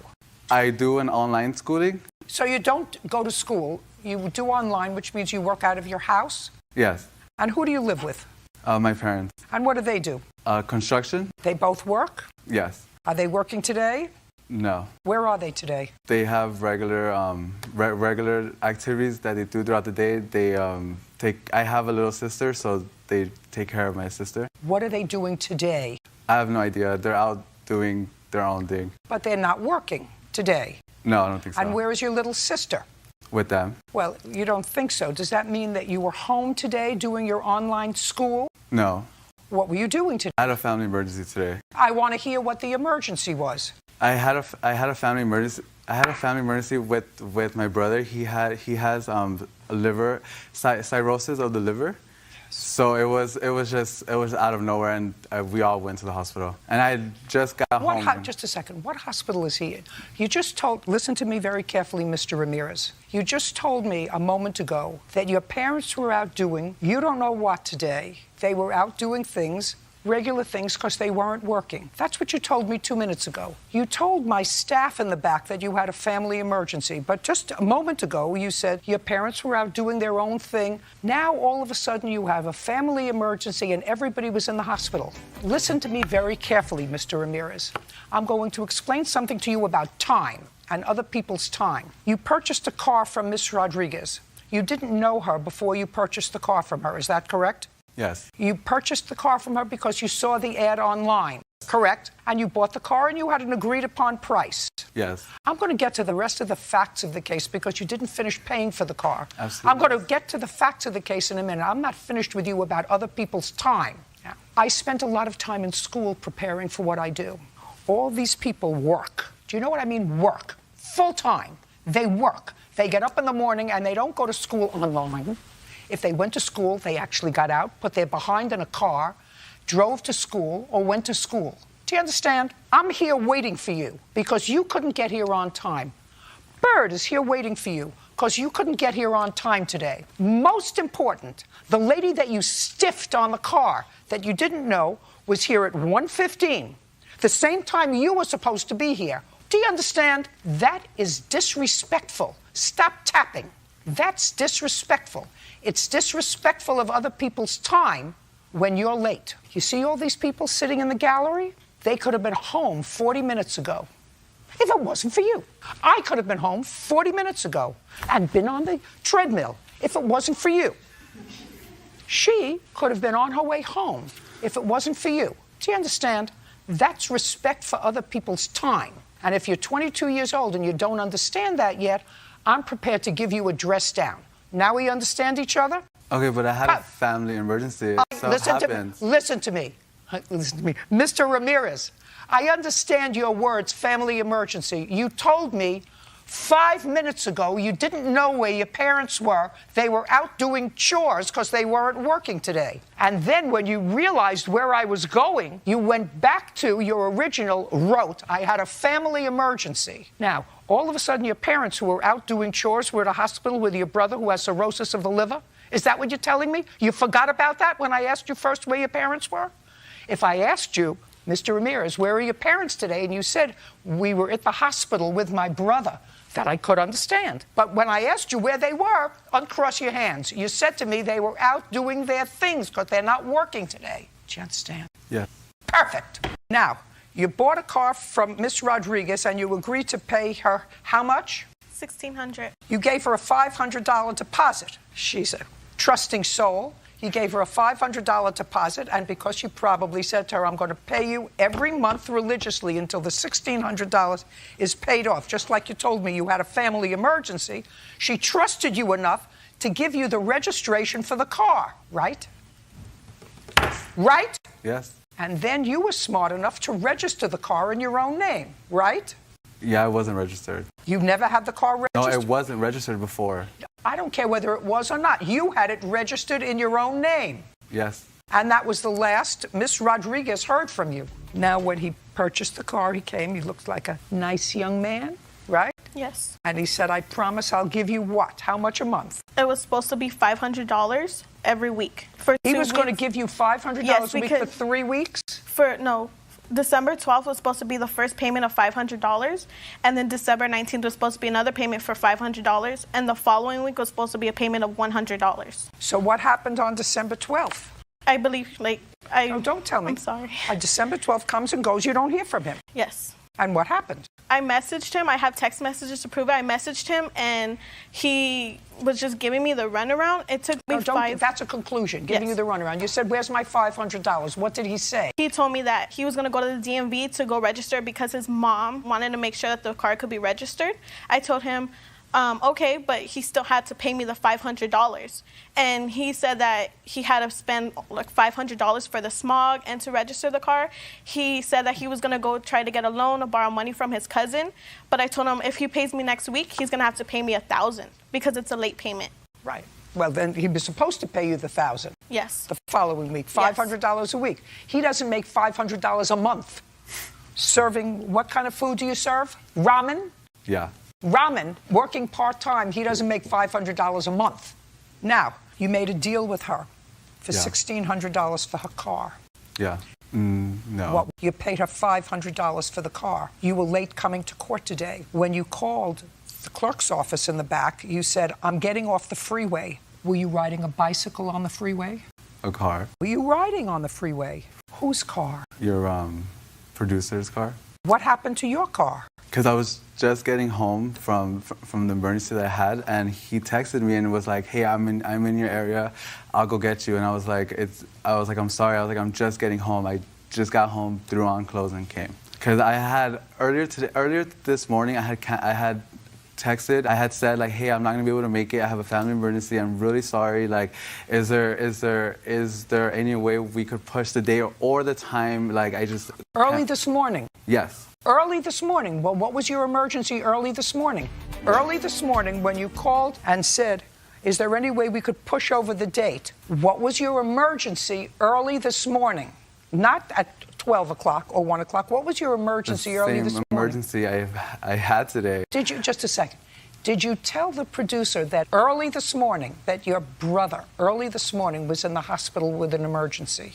Early this morning? Yeah, when I say early, it's like 9 o'clock. 10 o'clock early this morning, yes. And said? Is there any way I could extend a later time or the date, I would really appreciate it, yes. Is that what you said to her? What about the brother in the hospital with an emergency? That's why I had texted her saying, is there any way No, that's a significant thing. That way the producer wouldn't have gotten in her car to go find you. Do you understand? Yeah, I told her. Do you understand? Where's the car? What car? Her car that you bought from. It's parked in front of my house. Judging for the plaintiff in the amount of $1,100. We're done very much. Your lawsuit is, so you did no work in the house. At some point, you say you were notified, and you must have reports to show me, that there was stuff going on in the house that caused your neighbors to call the police, and the police came. There was domestic violence. When you finally heard about it, you went and you found that the whole property looked like a trash house. She had vehicles parked in the front. She had a trailer in the back, in the backyard where some other people were living. Correct. What kind of trailer? I wasn't there when the trailer was there. Well, how do you know there was a trailer there? Because of his paperwork. It was there at one point in time, but So there was a trailer. Well, and let's get it straight. yes, there was a Either trailer. he has pictures. Yes, there was a I trailer. mean, you can make up things. You can make up things, you know, like you're the Wicked Witch of the North, or you're like the Good Witch from the East, or whatever it is. But for him to say had a trailer parked in the yard, that's not something It wasn't that he makes up. mine. It was something to do with him and the people that were back there. Who? Gary. You mean he had tenants living back there in a trailer? He told them people they could put the trailer back there. That's a lie, Just- Your Honor. Hey, listen, I find a lot about you suspect. Just from the foot to foot, I find a lot about you suspect. Did you move the trailer back there? I did not know. Do you know who did? I know who put the trailer back there, yes. Who did? Renee and Tyler. Who is that? It's a mutual friend of all of ours. What was your relationship with the guy who was living in this house, his business partner? We were just friends. His daughter also lived there too in the beginning. It was a 3-bedroom, 2-bathroom. I was downstairs, Fred and his daughter were upstairs. Who lived in the trailer? Nobody lived in the trailer. The trailer was just parked there. Now, at some point you moved to evict Miss Warburg. Tell me when you moved to evict her, and first tell me when, and then I'd like to see the paperwork indicating why, and the That was documentation to support. September 12th, 2016. Okay, tell me why. Why? I got a call from officer of the Brooklyn Park Police Department. Yeah, I'd like to see the report. Okay. Here's the eviction notice. No. First I want to see the police report. Police reports. And these then? are for abatements, and these are from the Brooklyn Park Police. Okay, good.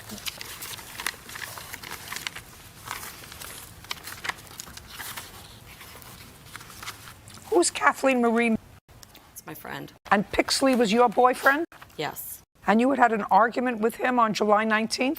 I did. And you wanted him out of the house? Right. So you told your friend who was staying with you to call the police and get him She out of wasn't staying with me. She was there. I was at the cemetery. No, I understand, but she had been there for a couple of days, according to the police report. She'd been there. She'd spent the night. Yes. And you told her to call the police to have them get him out of there? Yes. Okay. So he didn't want to leave. You came back from the cemetery on July 19th, and then you had another fight with him, and the police came back to the house on Yes. that date. Okay. And he was off his meds, is that Right. correct? And he did some damage inside the house. No, he spit on the floor. Mm-hmm. He didn't break anything. According to the police report, he I'm not talking to you yet. And your daughter had gotten into a verbal argument with the same boyfriend back in May?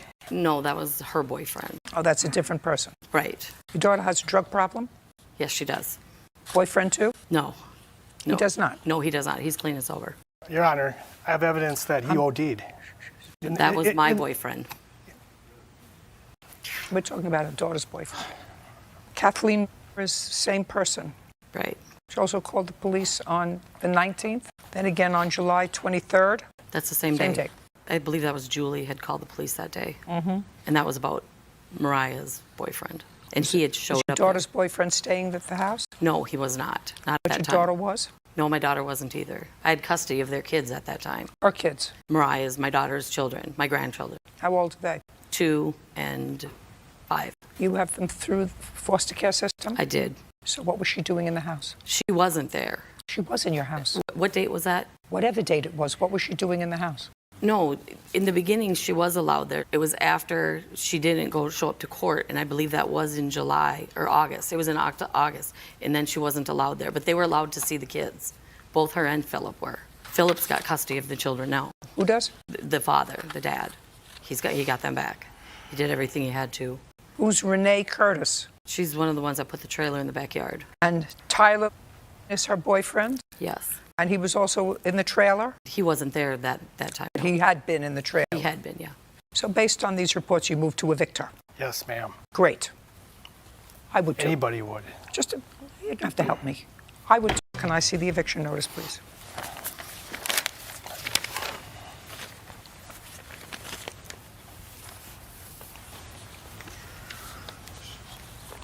What property did she steal? The trailer in the back was stolen from Fridley, Minnesota. On what date? That happened, I believe, on the 10th of October.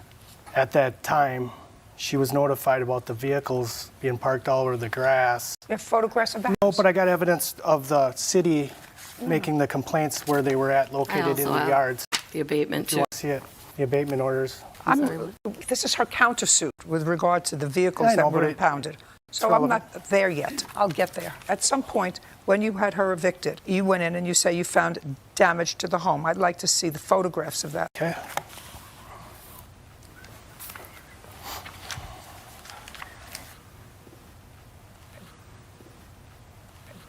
Who's the artist in your house? That would be Pixley. But it's all painted. I mean, it's all fixed. When? I have pictures. I'd like to see it.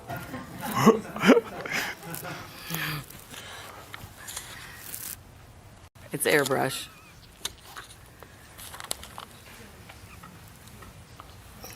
She wrote on before and after. When was this picture taken? That was taken before he had me evicted. How much before I want to know, and this you want me to believe, that the crazies that were living in this house, that this is the way the house looked right That's before exactly you had... how the house looked. I mean, what I see is a whole lot of other kind of living, which is whole different than this. It was all painted, but that's how my house looked every day. I had two living rooms, 2 bathrooms, 3 bedrooms, a fireplace. My house was beautiful. It's not your house, it's his house. Well, when I lived there. And he even was there at the end of July and told me how nice it looked. He came in and used the bathroom. He knows my house was nice. He's the one who came in. He gutted the bathroom. He's doing this all for insurance. I never seen his pictures either. Let me show them to you. And I was packed, ready to move. Would you give that to her? When he had me evicted and then just went through all my stuff and threw it in the garage in a pile. Yeah, this is what he did after he had me taken out. I have more pictures too. He went through every one of my boxes, all of my belongings, took what they wanted. He had somebody living in my house in my property. There's a pinball machine in the bathroom. It's in the kitchen. It's in the kitchen. Oh, I'm sorry. It's in the kitchen. I was getting ready to move. My whole house was packed. You can call the sheriffs. They wouldn't write me a statement. He had somebody living in the house for a week. Would you? Damaging. Cleaning it. Cleaning it? No, they were in there destroying it. And yeah, these pictures. And loading a this dumpster. is after Garbage. he had me taken out. I have the order of them putting me back in the house after he legally evicted me. The stay order.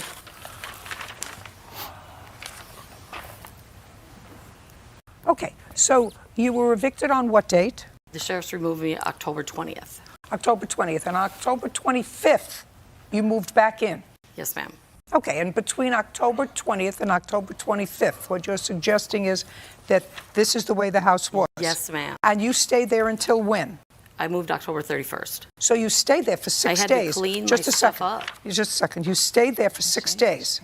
Is this what you're telling me? I did. I had to clean all my stuff back up. He went through everything I owned. Did you? Dump boxes. I have a sheriff's... It's not true, I have Your Honor. reports. Do you have a sheriff's report? I'd like to read it. Okay. These are both reports I have, that the front door was broken when I moved in, and well, that's some of the damage he's claiming, and then the second one's when I made the report. Do you have pictures of the house now? I believe they're up there, Your Honor. We're not talking about damage. You're talking about what the house looks like today. Today, I can't go by the house because I got chased off by... He ran me down the road. This is a real story. He took off after me in his truck, and he ran me off the road. Who did? And then he's got a disorderly conduct for it. It was one of her guys that she had living there. He ran after me down the road. It's in the police reports. And? And he almost smashed me into a telephone pole. You rented an apartment from the defendant. How many apartments do you have? I have a 6-plex, Your Honor. That you own? Yes, ma'am. Okay. When did you first see the apartment? August 27th.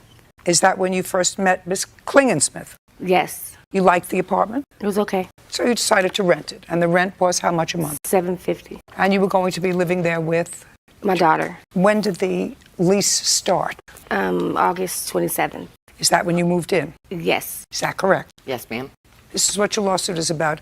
You claim that Miss Klingensmith stole money from your disability account. Yes, ma'am. Which was rent money, $750, and then evicted you for non-payment of rent. So you are suing her for that theft?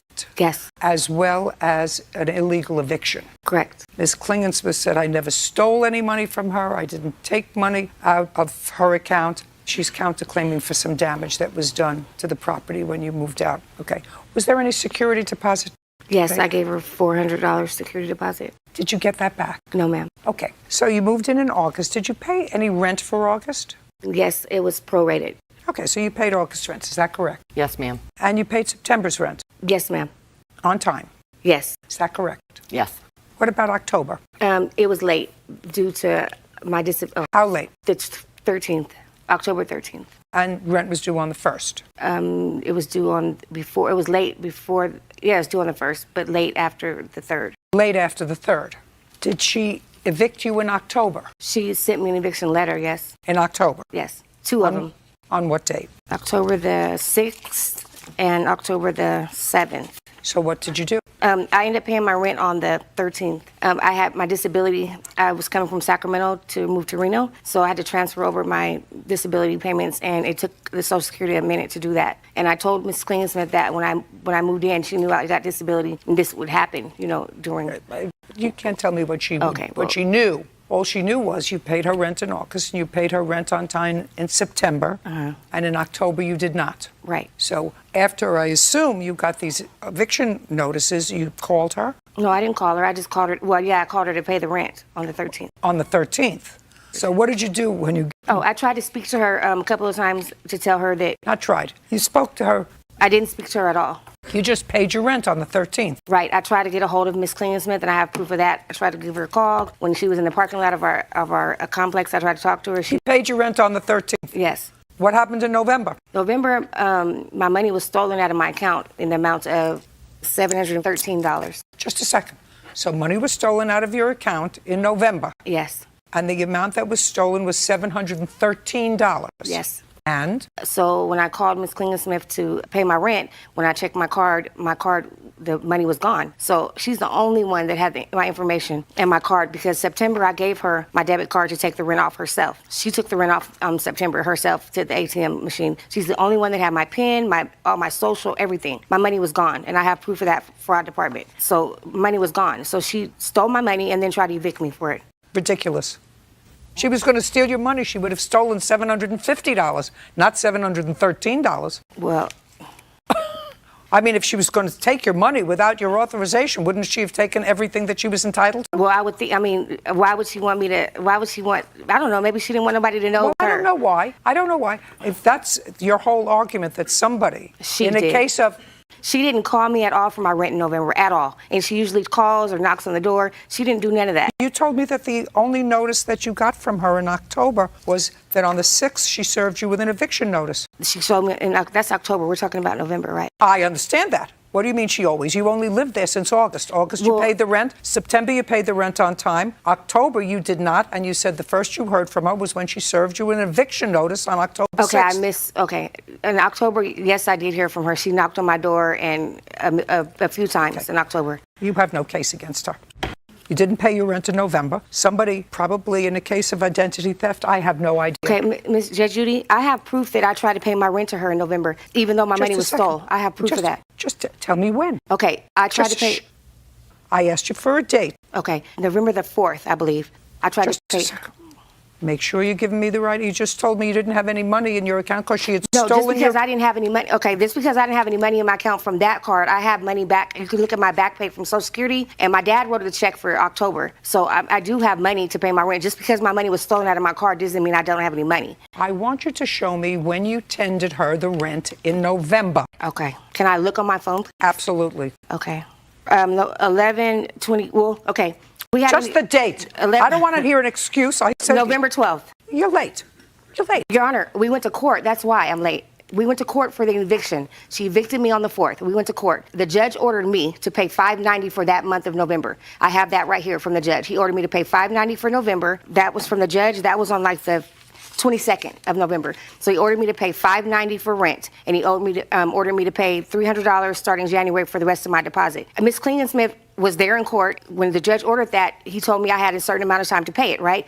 I tried to pay Ms. Klingsmith 3 times, and I have proof of me texting her saying I have the rent, I have the rent. She ignored my calls. You're talking about November 22nd? Is that the date you're talking about? Yeah, because we got Is that the date that you're talking about? So just let me understand what you're saying to me. Don't talk fast. Okay. What you said to me was, I tried to give her rent on November the 4th. Now you're saying to me that you tried to tender her the rent after the judge ordered you on November 22nd to give her a certain amount of money. Again, Yes. Your case is dismissed. You have no case against her.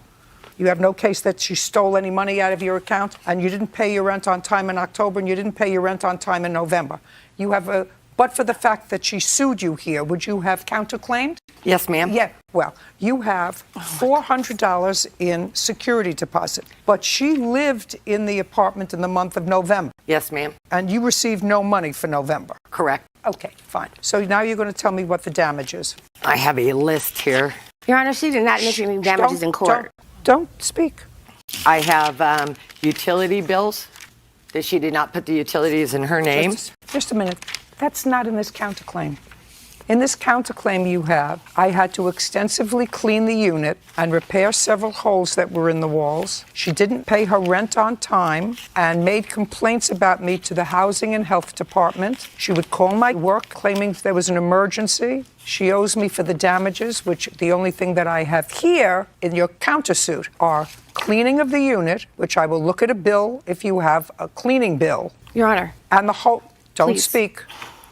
Cleaning bill and pictures of holes in the wall I will look at. Those are the only things. I don't care about your emotional distress. The only ones who don't speak. Those are the only things that are in your counterclaim. This is what I filed when I filed the I don't care what you counterclaim. filed. This is the only thing that's here. It's the only thing that's here. I'll show you. This is what you signed. You can read it. Your Honor, please. That's what you signed. Got it? Yes, ma'am. We're done. Your Honor, I Unless just you have, just a second, unless you have a bill for the cleaning. I have a bill for my maintenance gentleman. Your Honor, Well, please let me talk really quick. I'm on her counterclaim. I'm not on your claim anymore. You No, have no claim for unlawful eviction, and you have no proof that she stole money. Your out of Honor, your account. I'm very nervous right now, like really nervous. If my daughter can tell you, I haven't told you everything. Like I'm so nervous that I don't know what to do, and if you can let her tell you that I did try to pay my rent in November on time. She wouldn't answer my calls. Listen to me. She didn't answer. I have proof. Listen to me. I tried to pay before the 3rd. I tried to pay it. Then I'm not listening to her. You show me proof that you tried to tend to She her didn't payment. answer my calls on purpose. She didn't answer my phone Your calls. claim is dismissed. It's ridiculous. You want to show me bill from your maintenance person? What about my couch that was left in there in the house? You shouldn't have left it. She locked me. She You locked shouldn't me have out. left it. Oh. No. Counterclaim's dismissed. We're done. Mr. Angelieri, it is your claim that the defendant hit your parked car. That's correct. Defendant says, I didn't hit the car, I stopped short of hitting the car, and she has a counterclaim. Her counterclaim is that you said to her when you went out to see the damage to your car, you held her until the police arrived because she was about to leave. And she said, I'm not sticking around, and you, in effect, falsely imprisoned her until the police arrived. Let's start with you, Ms. Griffel. You were driving on what date? I don't know what date it is, ma'am. You don't know what date No, it I do is. not. Well, Ma'am, the date was... no, I didn't ask you anything. Yes. I don't know. I asked her. I don't know what the date was. Okay, the date was January 19th. Okay. It was 7 o'clock at night. Okay. Was it dark or light on January 19th? It was dark. Where were you going? I was going to the surplus store. Speak up, I I can't was hear. going to the surplus store. And is that next to a pizzeria? Yes, it is. What kind of car were you driving? I was driving a Chevy Tracker. It's a little Jeep, like 2002. Who owns the car? I do. Is it insured? Yes, it is. Was it insured in January of 2018? It was, but, well, my insurance had overlapsed. But Just a second. Did you have insurance? No, I did not. That's the answer. No, I did not. Not it was in the mail and they didn't open up the mail and somebody forgot the mail. The answer is no, I did not. You didn't have insurance. No, I did not. So you're on the way to the surplus store. And I have to tell you something. You see when that monitor is up there, I always know that somebody has something for me to watch because that monitor is not there all the time. And since you have nothing on your end of the table, the plaintiff on his side of the table has a video. And he looks like a reasonably intelligent man, and he looks as if he's not going to play me a circus video, that it's somehow relevant to this case, which means that there are security cameras outside, which means that something captured what happened with his car. Do you get it? Yes, I get it. So now you're starting out with 2 strikes against you. First, you didn't have insurance, and then when I asked you a question, my insurance overlapped. That's a second excuse. So I want you to tell me what happened at 7 o'clock in the evening when you were going to the surplus store. I was looking for parking. I noticed the car was leaving its parking space, so I stopped, proceeded to let him leave the parking spot. I had to back up to get into the parking, the driveway, the entrance of the parking spot. Very slowly. Okay. You pull up, somebody. Right. You pull up, somebody's getting out of a parking space. Correct. You backed up so that they could exit the parking space. Correct. And then you had to parallel park. Correct. Is that what you're telling me? Don't shake your head. Stand there like a statue. Do you understand? I understand. Perfect. So now you have to parallel park in order to get into that spot, right? No, that's not correct. So you let the person out of the parking spot. Correct. You had to move back to let them out because you wouldn't go in front. That means they'd have to go around you, right? So a normal driver would say, there's a spot. Getting out, I'll pull back. Right. I pulled back, and I noticed his car was behind me. I put on the brakes, and my car jerked. His car was behind you? In the street. He was in the street. And I was pulling into the parking lot. So he was in the street, and I was going into the establishment, which is on the right of me. And so I backed up. I noticed his car was behind me. I slammed on my brakes. My car jerked, and I proceeded to go into the parking spot. And all of a sudden, I'm getting out of the car to go into the establishment, and this man comes running out, cussing at me, screaming at me, saying I hit his car. I said, sir, there's no way I could have hit your car. I know I did not hit your car, sir. I did not. And so he walked away to his car, and he proceeded to look at the front of his car, and he sees this little dent in there. He goes, this looks like it's a new little dent. And I go, sir, I did not hit your car.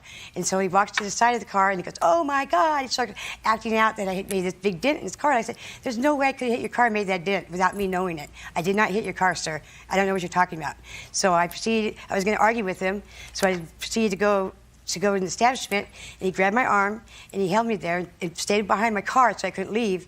And he held me there until the officers came. When the officers came, he released me, and then I proceeded to tell them my story, side of the story. Did you give them your insurance? No, because I did not have it on me. Did you get a ticket for not having insurance? Yes, ma'am, I did. Did you pay it? Yes, I did. I went to court. No, I didn't. I didn't have. Okay. Because I went to court, showed the judge I had my license now and my insurance.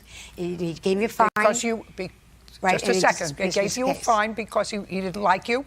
No, for the court fees. For the court fees. He gave me a fine for the court fees. You do understand that when you lie, your mouth gets dry. I'm not lying. You do understand that when you lie, your mouth gets dry. Can I see the video, please? Absolutely, Your Honor.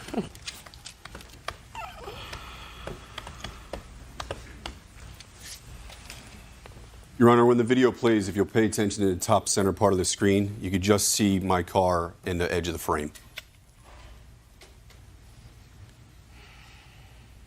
There's her car. You can see the impact to my car. Headlights and the license plate moves as she pulls in. She was actually reversing up an active lane in the street. She's reversing against traffic. She probably didn't see us because her car was full of trash. Just a second.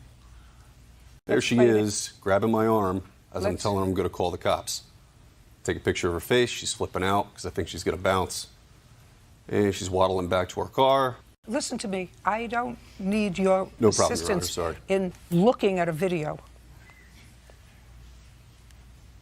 I'm just trying to keep my distance at this point, Your Honor. Did you hear what I said? Yes, ma'am. Okay, let's play it again. Watch it carefully, Ms. Grifal. See his car move? Did you see his car move? Yes, you ma'am. want to watch it again? Okay. Yes. So you hit his car. Apparently from this video. So you hit his car. No, I did not hit his car. Okay, let's watch it again. Let's watch it again. I want you to walk right up there. Right. Walk right up. So you, I can see it from here. I'm a little younger than you are. I can see it well, from I here. could see that you hit his car I can unless see it. some angel went and moved his car. Okay. See his car yes, move? I see that. Yes, I do. Good. Very good. Now you can go back. Can I see an estimate for the damage to the car, please? Absolutely, Your Honor. Photographs first.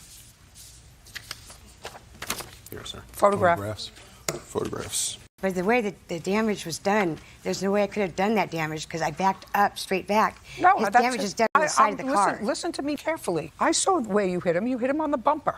Correct. That's all I did was hit him on the road. He's in the dent is on the left side of the car. Just a second. Did you hear what I said? Yes, ma'am. I'm not stupid. No, I know. You hit him on his bumper. Correct. Ma'am, she actually hit me on the on the driver's side fender. The impact from her right rear bumper left 2 marks in the side of the car that are exactly the same color and the same positioning on her car. I have better photos on my phone if they're hard I'd to like see. to see them. Surely. Would you play that for me again, please? You can actually still see both my headlights. Okay, so what you're telling me is you can see both your headlights at the time of the impact, Correct. which means she hit Which you means she hit on me the on the side. side. I'll look with that in mind. Absolutely, ma'am.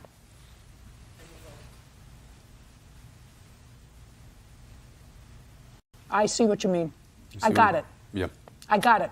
It's pretty obvious, Your Honor. She I hit the got car. it. Okay. What kind of car is this? It's a Mazda Miata. It's Little my one. girlfriend's first car. I bought it for her. We moved from the East Coast. She's from the Five TMI. Boroughs. Yep. What? What's the matter? TMI. It's going to cost him $4,200 to fix his car. That you're going to pay for. No insurance? I had insurance, yes. Did you use your insurance? My insurance was liability only, ma'am. Okay. Ma'am, Now we're going to deal with. Go ahead, Now I'm sorry. Now we're going to deal with your counterclaim. Yes. I read your answer, and in your answer you said, I did not hit his car and therefore was leaving to go into the store to do my shopping. Well, you did hit his car, and therefore, by leaving the scene of an accident, depending upon the cost of the repair, it could either be a misdemeanor or a felony, right? Correct. And I believe that the victim of that, either misdemeanor or felony, has a right to hold you until the police arrive. Do you understand? Yes, I do. Great. Not physically, they don't. Yes, they do. Your Honor, I Oh, never just a touched this second. woman. I didn't know Just a second. Yes, they do. Let us assume, who is this person? This is my boyfriend. This is your boyfriend. Let's put your hand down. I didn't ask you anything. Sorry. Let's assume you're walking with your boyfriend, and some kid comes up from behind and grabs the necklace that you're wearing and starts to run. And your boyfriend grabs the kid by the neck, and while he's holding the kid, you call 911 and say, I was just robbed. My boyfriend is holding the person who just robbed me. You think he has a right to do that? Yes. Yes, of course. Because he witnessed a crime being committed. Correct. Right? And the perpetrator of that crime was fleeing. Right. You were fleeing the scene of an accident that you caused. The victim of that crime, the owner of the car, has a right to hold you until the police arrive so that you don't disappear. Got it? Got it. Your counterclaim's dismissed. Judgment for the plaintiff in the amount of $4,200. You were in an automobile accident that you claim was the defendant's fault. Right. I don't think that the defendant would deny that if there was an accident, it was her fault. She says there was no accident. That's interesting. Okay, that's what she says. She says there was no accident. So why don't you tell me the date of this accident? June 27th, 2017. What time? 2:15 in the afternoon. Could you go over to the board and show me which one was your car? I am the orange car with the P on a plaintiff. Okay, so you were going straight down the road. The defendant had a stop sign. Correct. I had the right-of-way on this main street, Grand Via Altamira. So she went through the stop sign. Correct. Right in front of me, across in front of me. She crossed in front of you. Yes. And then what happened? And then she shot through, so she didn't hit me. She headed towards this curb here, and then to avoid hitting the curb, she swerved out and struck my right front fender and her left front wheel. Okay. Do you have a photograph of the damage? Yes, I did. I'd like to see. Since the car is brand new, I had a very difficult time taking pictures because it's shiny and I got a lot of reflection. What kind of car was it? 2017 Porsche Boxster. Okay. Do you want her damage also? First, let me see yours. Okay. Did you both get out of your car? Yes, we did. Show me where you were when you both got out of the car. Right in the same area here. So she stopped? Yes, she did. And then as she did so, she said, I have a microfiber cloth in my car. Well, first she stopped. Okay. Didn't say anything. She stopped, she got out of the car. She apologized profusely. What did she say? She said, I'm so sorry, I tried not to hit you and I swerved, but I didn't make it. Her son was traveling with her in the car. Where was he? In the passenger seat in the front or in the back? I believe so, in the front seat. You believe so? Yes. Were you in the front seat? Yes. Did you exchange information? We exchanged phone numbers. Not insurance information? Not at that time. We exchanged phone numbers. She texted her phone number to me there on the scene. And for some unknown reason, one of the phone numbers she gave me for her home was a Minnesota phone number, and I don't know why. Did she give you a working phone number? Yes, the cell number. She texted it to me as I stood there, and I have the text with me. I'd like to see it. And the whole time that she had stopped, her son kept saying, "I'm sorry, Mom. I'm so sorry, Mom," about 3 times. She never gave me her license or any type of address. I had to go seek that out for myself. Well, you asked her for your insurance registration card. And she never gave it to me. Why not? I gave my insurance card. No, your number. I have the complete text exchange between May I us. see it? No license. Did you tell your insurance company that you didn't hit her car? Yes, Your Honor.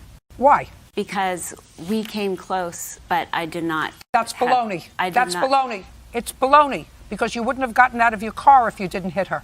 We stopped. You wouldn't have gotten out of your car if you didn't hit her. So my question to you, I'm going to repeat it again. Why did you tell your insurance company that you didn't hit her?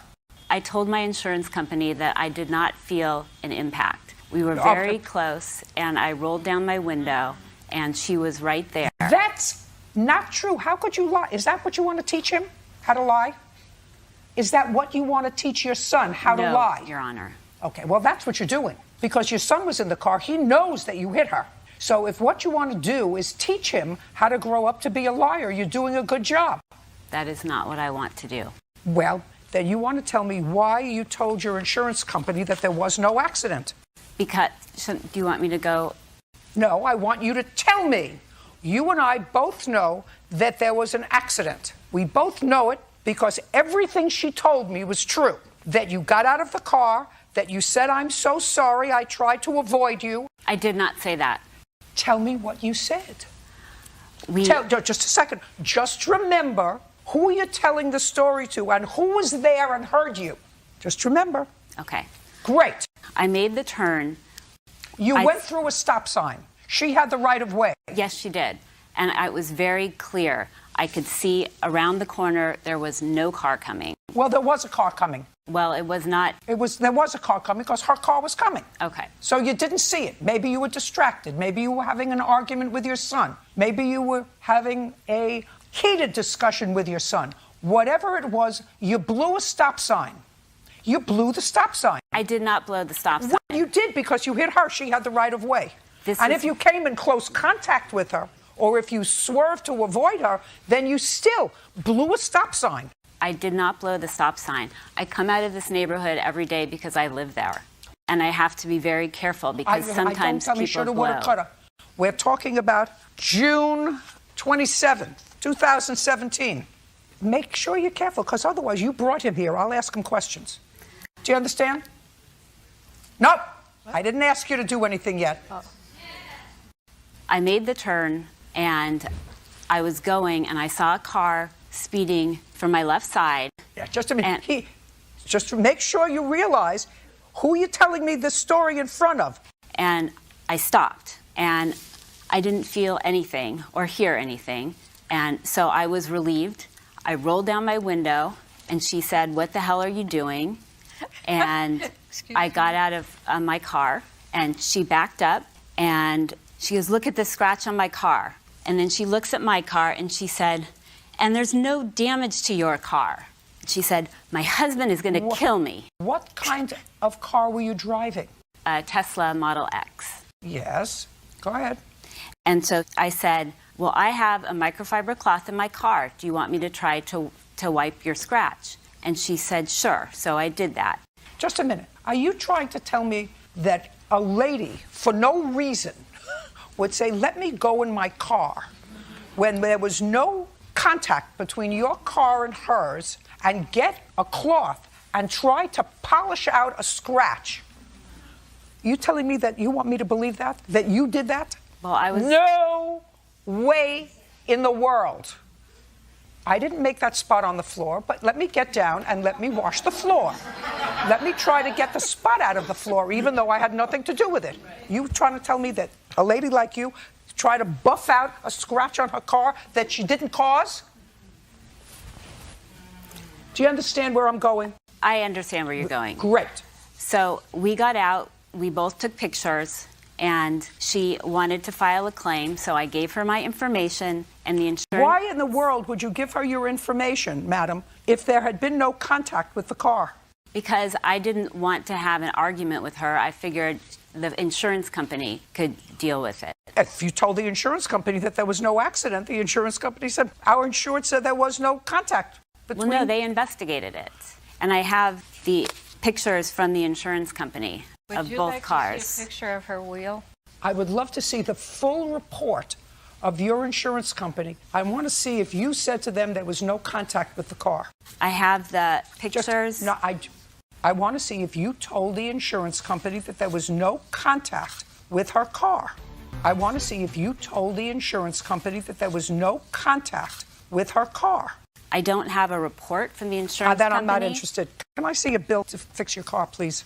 I do have a letter from the insurance I don't company. read letters from insurance companies. I have 2 estimates. You have the final bill there, Kim. Just a second. Just give me the 2 estimates, please. Not a good example, Miss Ramsdale. And here's a picture of her wheel and the fact that the wheel is tainted. Would you just do me a favor and give me an estimate? That's what I asked for. I didn't ask for all those documents. I asked you for the estimates. I'm sorry. Judging for the plaintiff in the amount of $13.15. We're done. Mr. George, I'm going to speak to you. This is your stepdaughter. Yes. And this is your daughter? Yes. Your complaint alleges that there was an argument in your house. Yes. And that your stepdaughter and your daughter caused some damage to both the house and later to a car. Yes. Ms. Carroll says that this argument was precipitated by something that you did, that she really didn't cause any damage, is all as a result of your bad behavior. So, Ms. Carroll, I'm going to start with you. Let me try to understand what this argument was about.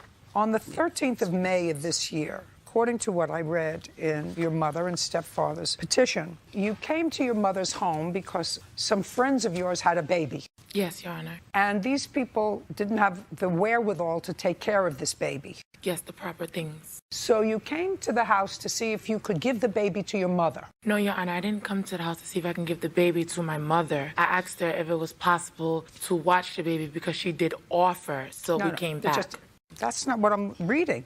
So you wanted your mother to take care of the baby until you came back from where? Just for the mother to have a break, just back to my house, just for the break. For how long? For a couple hours, that's what was discussed. That's not what I'm getting from here. What I'm getting from here is that the fight was about you wanted your mother to take care of the baby for an extended period of time, and your mother said to you, well, I don't mind doing that, but we'd have to do it legally through the court. Well, legally through the court is not for a couple of hours babysitting. Legally through the court means you wanted to leave the baby with them. Correct. Well, then which one is it?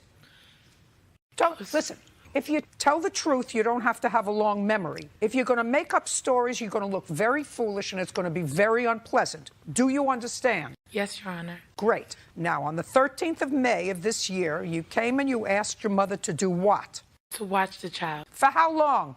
For a long period of time. Did you tell her why? Because the parent didn't have anything for the baby at all, and I don't have anything at my house because I don't have any kids. And my mom has a 2-year-old, which is my youngest sister, so she has supplies and things for the baby that we do not have, I do not have. Well, did these people live with you, the mother of this baby, the father of this baby? How do you know them? I met her through another friend, and we're close friends. I mean, is there something wrong with her? She came asking for help to me because everyone turned her down for a specific reason, which I did not know that. They turned her down for what reason? I do not know the reason they turned her down, but that's my friend. When you asked your mother if she would take this baby for an extended period of time, what did your mother say to you? My mother says she will take the baby with proper documentation. So she wanted to go through court. Exactly.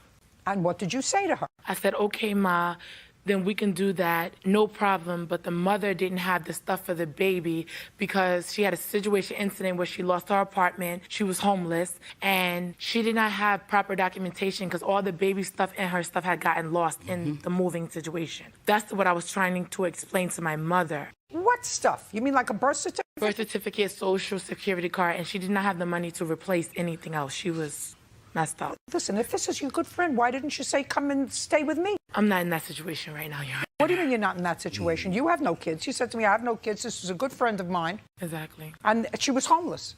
Why didn't you say, come move in with me? Okay, so back in New York, I have a program apartment to the point where somebody else is paying my rent. So I'm not allowed to have people live with me while I'm in that program apartment. So therefore, my mom pays her own rent out of pocket. I don't pay out of pocket. I get help. So therefore... You have children? No children. I'm single. Do you work? No, I do not work. I receive disability.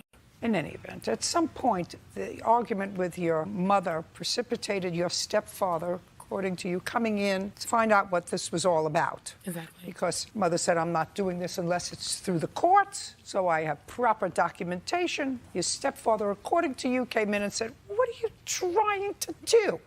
You want us to take this baby so that you and your friends could go out partying and having a good time? And then you and your stepfather got into a fight. Yes, because he then came out the room and said to me, why are you trying to take advantage of your mother? And I said to him, I am not trying to take advantage of her. This conversation is between me and my mother. No, it isn't. Mind your business. No, it isn't. Yes, it is. Because it's not between me. Is that your mother's husband? Yes, that's her husband. That's Then not my listen to legal me. Listen to me. Listen to me. I don't want you to sound stupid, because what you just said to me is stupid. If you're having a conversation with your mother who lives with her husband, and you're asking your mother to take an infant into the house to take care of that infant, it has to do with her husband who lives there. He's not delivering a pizza. He lives there. Exactly. I'm sorry. So what do you mean it has nothing to do with him? So you told him to butt out, it had nothing to do with you, it only has to do with my mother? Yes. You mean you think that when a baby cries in the middle of the night, only one set of ears hears that baby crying in the middle of the night? Or two sets of ears? Two sets of ears. Yeah, two sets of ears. Where you're not, because you're living in prepaid housing for single people without a baby. Yes, Your Honor. Yeah. So he said, why are you trying to take advantage of your mother? And then what happened? Then I started speaking back to him, telling him basically... Not basically. You told him it was none of his business. It was between you and your mother. Yes, I did tell him that, Your Honor. Right. And then? We started going to a verbal argument, like I told you. Okay, so you were shouting at each other, and saying then, disrespectful and things then, to each other. And then? And then Larry then came over, past my mom, because I guess I said something to him that hit the heart. He came over after me. The TV is sitting on the table. It's a flat screen, very fragile. It's sitting on the table. Larry pushes me into the TV. My elbow then hits the TV. What? My mom grabs him. Okay, now let's stop right there. So that's how the TV got broken, according to you. How'd the TV get broken? The TV got broken because Miss Valencia was very angry. Don't tell me she was very angry. Okay, Just the tell TV me got what. broke because she hit the TV. How? Like this. She punched it. With her what? With her fist. Like she shoved it like that. Where was your husband? Well, the way my apartment is, I was trying to get Valencia to leave because I asked my husband for permission about the child. And he said no, absolutely not, so that they could run the street. So as I was trying to get Valencia, my daughter, out because the verbal got really crazy, I was bringing her past and she said, Mike Larry, and she pushed the TV. Okay, good. You have a bill for the TV? Yes, I do. I'd like to see it. I'd like to see it. I also have photos of my TV as well. No, just give me a bill for the TV. I want to see when you bought it and what you paid for it. Okay, I purchased it out of Walmart. I did not know that I needed the actual receipt. I don't have the actual receipt. I had bought it years ago. How many years ago? Maybe about a year and a half ago. Now I'll see a picture of it. So after the TV got broken, yes, what happened next? Me and my friend then left the house. Oh, so you were there with your friend? Yes, she was there. With the baby? Yes, the baby was there with her. We were all upstairs. We came upstairs because we was asking her if she can take the baby. It wouldn't be correct if the baby wasn't there. It's not like you're pawning off a kitten, you know. This is not a kitten. Your Honor, like I said, the Or a offer bird. was made, so we tried to take the offer. Why not? Because it's not a parakeet, it's a child. Mr. Smith, how did you meet the plaintiff? The plaintiff was a friend of a friend. Approximately 3 years ago, my cat needed babysitting, so I initiated her. I re-met her again a year ago. And when you say you initiated something a year ago, tell me what it was that you initiated. I had purchased a 100-year-old house, and I was conversing with my friends, and she was present about the problems I was having with fixing the house up. I had hired an inspector, but he didn't do a good job. I needed plumbing, a roof, electrical. There was no foundation on my house. Were you living there? I was residing there, yes. With all those things not being there, no foundation, no plumbing, nothing. They were operational, but not totally functional. Now we're going to get back how you came to her to help you with all these problems. Stop playing with the papers. There are more papers there than in the Supreme Court. He's got a long history, Your Honor. Sorry. This is going to be very short. Trust me. I hired an agent to redo the roof, which I knew needed. She offered to do it. She said she was a contractor. She offered to do the roof herself? Or to? That's what she offered with a crew of hers. With a crew? Correct. But she doesn't have a contractor's license, and she's been on disability since 1992. And I gave her a small portion of the job to put in a solar tube light in the roof. Did you hire her to do the roof job? Yeah, I did pay her, yes. How much? About $25,000. To act as a GC, general contractor, getting crews to do things in the house. Yes, ma'am. Do you acknowledge, Ms. Smith, that you were paid to do some GC work, general contracting work in his house? No, I was not, Your Honor. You were never paid? I reimbursed employees that... Don't try to double talk me. Were you ever paid by Mr. Smith for work that you or crews hired by you did on his house? No, Your Honor. I helped him hire the people. He said he needed people, and he wanted me to oversee the workers for work on his house. I did not employ him myself. He did. Just a second. I got it. I got it. I got her. I got it. I got her. How much do you get from disability a month? I don't get disability. You don't get any kind of disability. Be very careful. You don't get any kind of disability. I had disability. That's why I met Mr. Smith. Just a second. I asked you a question. What year did you start to collect disability? I was injured at one time in 1992. 1992. Mm-hmm. In what year, which is even more interesting, did you stop collecting disability? 2015. So, according to you, until shortly before you started to do work for him, you were collecting disability. I did not work. Now tell me why your disability benefits were cut off last year. That has nothing to do with this case. Oh, it has everything to do with this case. It has everything to do with your last answer. Because when I ask you, well, you paid money to GC, and you start dancing around because if you were paid $25,000 to GC a project, even though you paid other people, then you committed fraud on the federal government. They're going to come looking for you. It has everything to do with this case. You want to tell me why your disability was stopped, if it was? It had nothing to do with my case with him. Really? Your case is dismissed. You may be hustling for a long time, Ms. Smith, but you don't hustle me. You don't hustle me. You don't answer my questions, your case is dismissed. Now, according to you, you let her stay in the house while she was doing some GC work on the house. She of course said in her now dismissed claim that she was a renter and you illegally evicted her and therefore she wants $5,000. That's what her case was about, that I've just disposed of. Now we're going to get to your counterclaim. The counterclaim says that she proceeded to, after her keys were taken away, to engage in a course of conduct that was harassment. And at one point, she broke into your house and assaulted you. You want to tell me about it? I allowed her to stay in the room as a guest. She lived 40 miles away. I was trying to help her. She had lack of assets. And she disappeared for 3 weeks, and there was a foul order coming from the room. When was this? Give me the month. November. Okay. I entered the room. I found stolen property of mine, an old flight suit, camera lenses, dog tags, 7 pairs of scissors. It was a total mess. I decided at this point in time that she had been gone for 3 weeks with no communication. Perhaps it was time I changed the locks. She arrives home. She doesn't even try the locks. She climbs under the house where the foundation wasn't yet, into the basement, into the kitchen, upstairs, pummeled me, grabbed my laptop, and ran away. Did you call the police? Yes, ma'am. You have a police report? Yes, ma'am. I'd like to take a look at it. I'll provide you with all the police. No, don't give me everything. Just give me the first police report when she came in and came into the house. When was the last time you had any contact with her? In court, approximately 3 weeks ago. What court? She had filed another motion to dismiss my protection order. She showed up late beyond the roll call and argued with the judge that she was there, and when she wasn't. You filed for protective order. Was it finally granted? Yes, ma'am. And how long do you have the protective order for? A year starting March of this year. And that's to keep her away from your house? And no contact me. And no Would you put the papers down?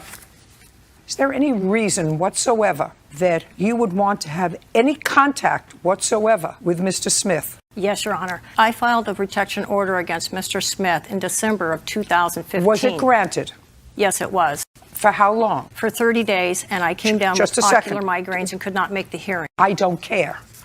It was dismissed. Is that what you're telling me? Yes, just like his Fine. order, because it was default. I was not able to make it. He has an order of protection against you. That means he can't come near you, which he has not. There's no question in my mind that he has not come near you. Actually, I've got phone calls, Your Honor. There's no question in my mind that he has not come near you.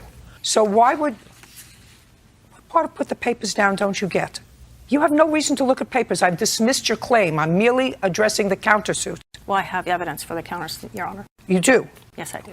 I want you to tell me how you got into the house in November when you found that the locks were changed. I was not informed the locks were changed, Your Honor. I have... I want you to tell me how you got into the house in November when the locks were changed. That day earlier, the day before, when I was driving there, or actually from 3 days before, Mr. Smith was locked out of the house. He called and he wanted me to come home because he wanted me to let him in the house because he had lost his key. Yes. And then he had told me that he had crawled under the house. Well, when I came back in town, I was only gone for 3 days. And I have text messages and his employees that worked under me, the day before, he had taken my purse. Mr. Stevens had my purse and had sent it over to Marshall's house, which was my house, because I'd left it in Cooley Down with him, and he had sent it. Mr. Smith, when was the last contact you had with her? Approximately 3 weeks ago. And that was at the hearing. Okay, so this is really what you... Yes, ma'am. Pay careful attention. This is really what you have to do. You have to tell your lawyer that at some point, your lawyer has to move before the court not to allow her, without a judge okaying it first, to file a petition against you, to reinstate her protective order, to vitiate your protective order. Sometimes when people file serial orders and there's something wrong with them, judges will do that. They will say, before a clerk can file anything, it needs a judge's counter-signature. Do you understand? What does that mean? I would like to make one short comment. Yes. The judge at the last hearing stated she's a vexed litigant. I mean, those are nice words. If they were said, that doesn't mean an order. Yes, ma'am, I understand. By a judge that says, before you may file another proceeding against Marshall Smith, you must get judicial approval to do that, which means the judge has to look at the allegations, look at the history of the case, and say, not again on my watch. Do you understand? Your counterclaim is dismissed. You have an attorney. Your claim is for sure dismissed. We're done. Mr. Pritchard, you know the defendant because he is the brother-in-law of this young lady who is either your girlfriend or your fiance, that's how you refer to her. That's correct, yes. And you have an order of protection against him because he beat you up. Correct, yeah. He assaulted, there's no such thing as he assaulted you. Yes. And I know that Mr. Abrahamson, I know that you assaulted him. Yes, ma'am. Right. And you say you assaulted him because he's a stoner, which I assume you mean he uses drugs. No, Your Honor, What does that mean? Well, he has You say he's a stoner who took your sister-in-law, that's this young lady, Yes, ma'am. down a bad path. Yes, Your Honor. But you called him a stoner. Yes, Your Honor. What does that mean? Well, he smokes a lot of weed. He That's what I does a thought, lot of drugs. drugs. Yes, ma'am. And is that the reason you beat him up? No, ma'am. What'd you beat him up for? No, ma'am. September 14th, 2015, I had a camera set up in my computer room. I have a couple slot machines. Money has been stolen previously from me. So I had that set up, and at the time, it was 8:25. The camera was turned over, slot machine was broken into, money was gone. I came home that day, looked in the slot machine, money was gone. I'm like, what's going on here? Well, did they live with you? No, they had to come to my house to get food for, at their mom and dad's house. Their dad was in the hospital, so the mom wasn't there. So we had bought them food so they could bring back to the house. Were they living together? I am not sure. You don't know? No, ma'am. Are you sick? I was crying. What'd you beat him up for? 19. My question to you is, are you sick now? No. What's your first name? Molly. Take a breath. Is that your sister? Did you used to live with her? No. Did you ever live with her, Molly? No. Who do you live with now? I live with Josh. Do you work? No. I'm in school. What school do you go to? Minnesota Virtual High School in Minneapolis. Do you go to school every day? Yeah, it's online. So you're an online, you don't Yes. leave the house? I mean, no. But you don't go to school? No. And what does Josh do? He is unemployed at the moment. Whose house do you live in? An older lady, she's a friend of hers, like grandma, we're living with at the moment. How long have you been living there? Oh, 6 months, 5-6 months. Do you get any money for going to school online? No. Do you have to pay any money to do that? No. How do you support yourself, Molly? Food stamps, EBT, from the county. And how does Josh support himself? He is doing Social Security right now, disability for his back. For his what? He's trying to get accepted for disability for his back. What's wrong with Social his back? Security. He has, I'm not sure. He would have to explain. Like, What's wrong with your back? I have a congenital fusion, Your Honor, something I was born with, a birth defect. Causes a lot of pain. I'm currently on a 10-pound weight restriction ordered by a neurosurgeon. Well, there are a lot of jobs you can do without having to lift up 10 pounds. Not in the county that we live in, Your Honor. There's not much to go on, and the only job that I had going for me was the casino, and thanks to Mr. Abrahamson, I can't work there. Molly, do you think you're doing well with Josh? Yeah. Do you? Mm-hmm. You think that that's the right trajectory for your life? Yes. Do you? Mm-hmm. Okay, sit down. Do you see your sister at all? No. Because of him? I'm sorry? Because of him? Because of Matthew. So let's get back to the slot machine that was broken into. Sure. And I assume that what you're going to tell me is that it was your belief that Yes, the Your Honor. plaintiff Yes, Your stole Honor. your money. Yes, Your Honor. Tell me how you came to that conclusion. My son, he had to come home from school to get a picture for him. They had pictures that day.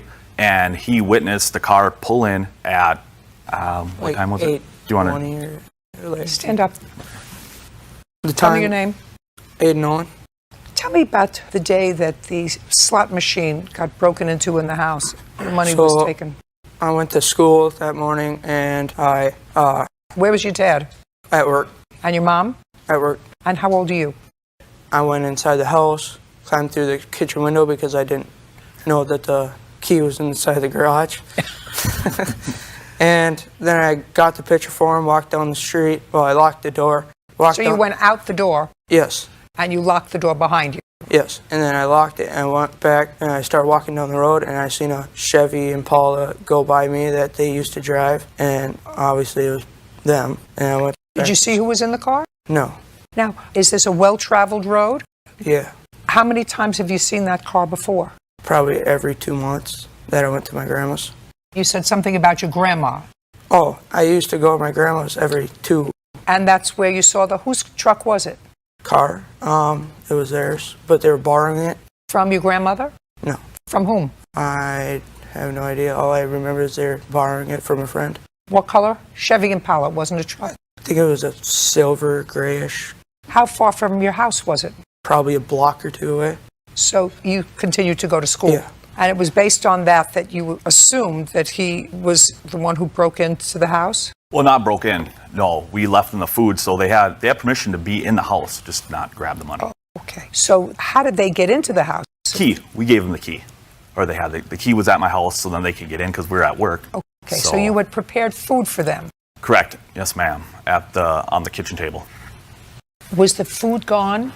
Yes, ma'am. Yes, Your Honor. So the food was gone? Food was gone. As well as the cash? Yes, ma'am. So tell me about the assault. The assault. Assault is finished with, which Correct. so I can... Correct. Go ahead. Yep. So we got home. Well, when I got home, I looked in the slot machine, looked for everything. Money's gone. I called up Tasha to see maybe she had grabbed it. I asked the kids, maybe they grabbed it. Nope. Tasha comes home. That's why I have the video right here for coming home. We're looking. We called those guys. We called the plaintiffs. Said we'll be over at 7. We just got a voicemail. We'll be over at 7 to get our money. We want our money back. We go over there. Molly's sleeping. Josh wasn't. We didn't see him. So we went inside. Molly, where's Josh? She wakes up. What's going on? What's going on? And like, we know you took the money. We want our money. We were pretty not happy at the time. So we get it out of her. Oh, it's all my idea. We took the money. All right, where's Josh? Molly said.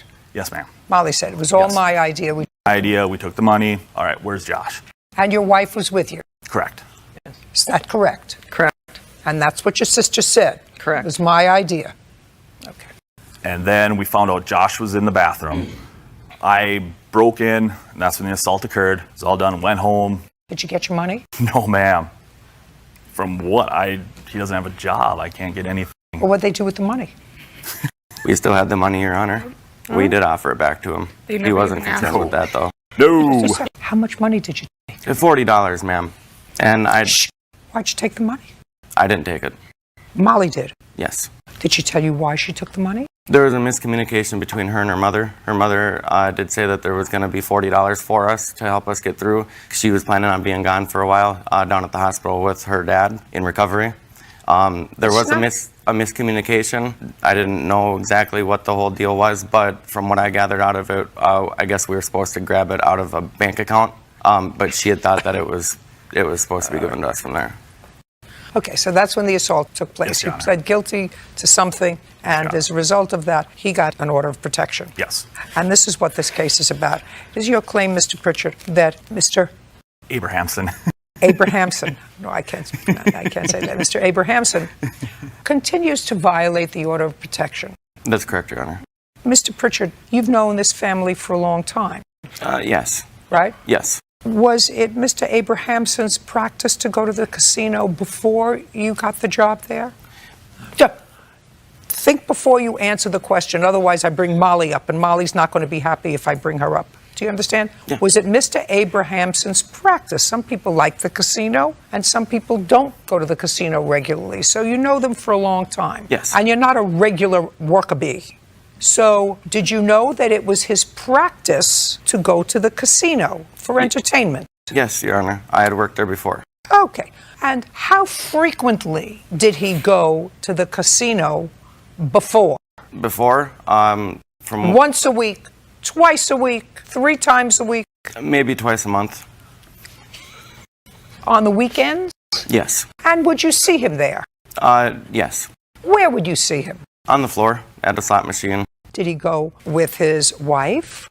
On occasion, yes. A lot of times he Sometimes? was there on his own, yeah. And sometimes on his own? Yes. And when did this assault take place? Give me the September date. 14th Of last year. 2015. And when did you start to work at the casino? March of 2016. So you started to work at the casino knowing that he went there twice a month, either alone or with his wife. That's correct, Your Honor. Right. So it was not surprising to you to find him at the casino because you knew that he was a regular at the casino. That's correct. Great. Now you have a video to show me, I assume. There's something there to show me how you believe he harassed you. By the way, when did you leave the casino? When did you leave that job? At the end of May, Your Honor. Of 2016. Yeah. So you had that, listen to me. Yes. Hey. Yes. So you had that job for less than 8 weeks. Yes. Prior to that, where did you work? Before that, I was working for Dairy Queen, I believe. What do you mean you believe? Were you working for Dairy Queen or were you not working Yes, for I Dairy was. Queen? A cone and a little ice cream doesn't weigh more than 10 pounds. What happened to that job? I assume there's one Dairy Queen in your neighborhood? Yes. So it's very easy to find out? Tell me what happened to that job and when. I had left that job, Your Honor. We had new management. You had new management, so what did new management have to do with you? We weren't getting along. You weren't getting along with the new team. Right. And from when to when did you work for Dairy Queen? October 30th, I believe, is when I started. And January 5th, maybe, was when So I you quit. worked there also for less than 8 weeks. Yeah, And that was January of 2016. correct. And then you were unemployed for 2 months. And then you got a job and had that job for another 8 weeks. Now, prior to working for Dairy Queen, who did you work for? I believe I was unemployed for a little while, Your Honor. What's a little while? From September of 2015, when this assault took place, to May of 2016, did you work more than 16 weeks? 8 weeks or less for Dairy Queen and 8 weeks or less at the casino? No. Did you work for anybody else? Yes. I'm listening. Okay. Little store, Your Honor. Little store, gas station. From when to when did you work at the little store? From May of 2015 until September when the assault took place, Your Honor. Okay. May, June, July, August. So that you worked the gas station for 4 months. Yes. In 2015. Correct. From September 2015 until May of 2016, am I correct that you held 2 jobs, both for a series of weeks, one for Dairy Queen and one at the casino? Correct. What'd you do with the rest of the time? I was in recovery for a little while after the assault. A lot of the times I was scared to leave my house. That was one of the big reasons why I didn't have any jobs. I've also been going through this disability, Your Honor. Well, then my question to you, and then we're going to look at your video. Then my question to you, Mr. Pritchard, is if you were scared to go out of the house, yes, what did you take a job for at a casino where you knew the defendant frequented? Mr. McDonald, I'm going to start with you, sir. Okay. You and Miss Perez worked at the same place. You were the manager of the place where you worked. What kind of facility was that?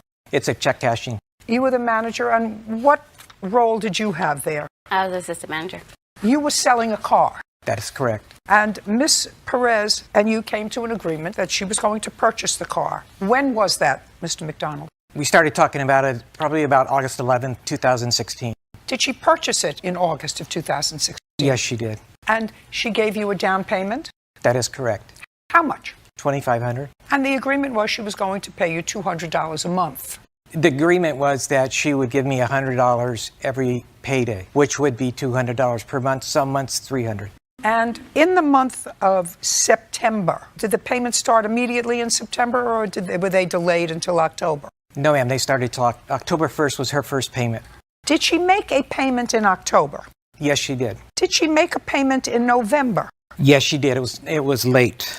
Okay, but she made a payment in November. That's correct. Did she make a payment in December? No. Do you have any proof that you made a payment in December? No. Then you didn't make the payment in December. Why did you not make the payment in December? I spoke with Larry and I let him know that my daughter, we had a situation out of town, and he was okay with me not making a payment. And I told him I'll make up for it in January. Did you make a payment in January? Yes, I did. Did she make a payment in January? In January, yes. Okay, January what? January 19th. And how much did she give you in January? $200. Had she had a discussion with you in December about some emergency that she had? She had a discussion with me to tell me that she needed time off work to take her daughter back to see her aunt and that she would be back at a time, but did not. Did she tell you well, you must have asked her what about the car payment for December? Yes, and she said she was going to be making it. And she did not? No. In January, however, she made the payment on the 19th. That's correct. And on that same day, when she made the payment, you repossessed the car. Is that correct? That is correct. And you didn't tell her when she made the payment to you that you were repossessing the car because you knew, according to you, that she was going to be fired from her job the following week. Is that correct? That's what you say. That's correct, but the fact is that she only had made up to January 19th had made 2 payments, so she was 6 payments behind. No, yes. sir. Yes, Not she was. according to you. No? I just asked you those questions, sir. I said, did she make a payment to you in October? Which You she said did, you were one paid. payment. You asked me if she made a payment, and I said yes, she made one. She made one payment in November. Of how much? $100 each, both times. So she made $200, and she was supposed to pay you how much? $400. $400 a month. So $200. No, okay, let me back up. October, she should have paid me $200, $100 for each pay period. Just a second. So she paid you $200. No, How much did she pay you? $100. Okay, so she only made one payment in That is October. correct. Got it. Now I got it. You have proof that you made 2 payments in October.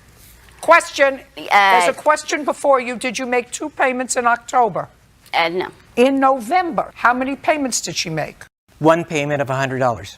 Do you have proof that you made 2 payments in November? Because you were supposed to make 2 a month, right? Well, then he had every right to repossess your car. Because what he said was, initially, I said, well, if she made her payments in October and November, she missed December, but then she paid in January. She gave him $200 in January, and he took the car back right after the payment. That sounds a little sketchy. But you didn't pay him in October. You didn't pay him in November because you owed him money in both October and November. You didn't pay him at all in December, and you didn't pay him in January until January 19th. What did you expect him to do? No, Give you a gold star? I did make 2 payments, but I made 1 payment in October. You made a payment of how much? $100. In October, no, 135 plus 115 because we went half on the thermostat that went out. So I made a payment. Listen to me. I don't care about the thermostat that went out. You were supposed to pay him $100 a pay period. Yes. How many payments did you make him? I made one payment of $250 in October. $250. Show me. I can show you the text that I text them, and I can't show you. November. Nope. Well, you knew you were coming to court today, madam. This is your case. What you're suing him for is all my the money. evidence was in the Jeep. I had receipts like this in the Jeep. I didn't think my Jeep was going to get taken, so I don't have evidence. I don't want to say yes, I did when I can't come here and prove it to you. But everything's in the Jeep. No, there wasn't. Shh. Sorry. Shh. There was nothing in the Jeep that was not given back to her. Everything that was in the Jeep. Sorry, Miss Perez. Your Honor, there is a few things. Sorry, Ms. Perez. He didn't steal the vehicle. He repossessed the car because you hadn't been making payments to him as you were supposed to make payments to him while you were working for him. Yep. And then you were going to get fired, so we knew for sure you weren't going to make any payments. And yet, she also you didn't make payments when you were working and getting paid at all in December. It was just December. I made No. You have no proof that you made all your payments in October or November. And she had her insurance canceled 4 different times through this whole thing. I didn't. I've got evidence. Doesn't matter. She has no case. Now, you have a counterclaim. That is correct. Your counterclaim is for damage to the vehicle and impound fees. That is correct. What impound fees? Because she reported the car stolen, and the car wasn't stolen, she was told that... Just a second. Did you give her notice that you would repossess the car? I told her that I took the car when I paid her off. And when was that? That was the following Tuesday. Because of the fact... Just a second. When had she reported the car stolen? That was immediately. The 20th. So then you have to pay the impound fees. But the Sacramento Police Department said the report should have never been taken. Don't tell me what anybody said to you. I'm just... You had the car, while she was at work, you had the car repossessed. You didn't tell her about it that day. She comes out, she looks for her car's not there. She reports it stolen. She doesn't find out until later, till after you paid her off, days later, that you actually had the car. So if the car was impounded because she reported it stolen, you should have told her immediately. That's all. Now, money owed for damaged vehicle. Tell me how the vehicle was damaged. Well, there was one damage to the right driver's door, which my witness is the first one that saw it. Just a second. All you have to do is show me a picture. Okay. Your Honor, I have recordings with the insurance saying he didn't know where the vehicle was. Just a second. He had no... Listen, you have no case. You didn't make your payments. I just don't. I made payments. I just don't have proof. I'm sorry. Because it was repossessed and he's not going to give me his credit card statement. If you get his credit card statement, it will show. Madam, you acknowledge you made no payments in December and you didn't make any payments until January 19th. For January. No. And that has nothing to do with October and November. For December that I talked to him about. In October and November, I only made 1 payment. You asked me if I made 2. And I do have proof. I mean, you don't have proof. I don't, because he's repossessed his car, which has all my evidence in it. How's that fair to me? Well, that's unfortunate. It is unfortunate that he lied to everybody. Next time, keep better evidence. Yes. I can't see what you're pointing to, sir.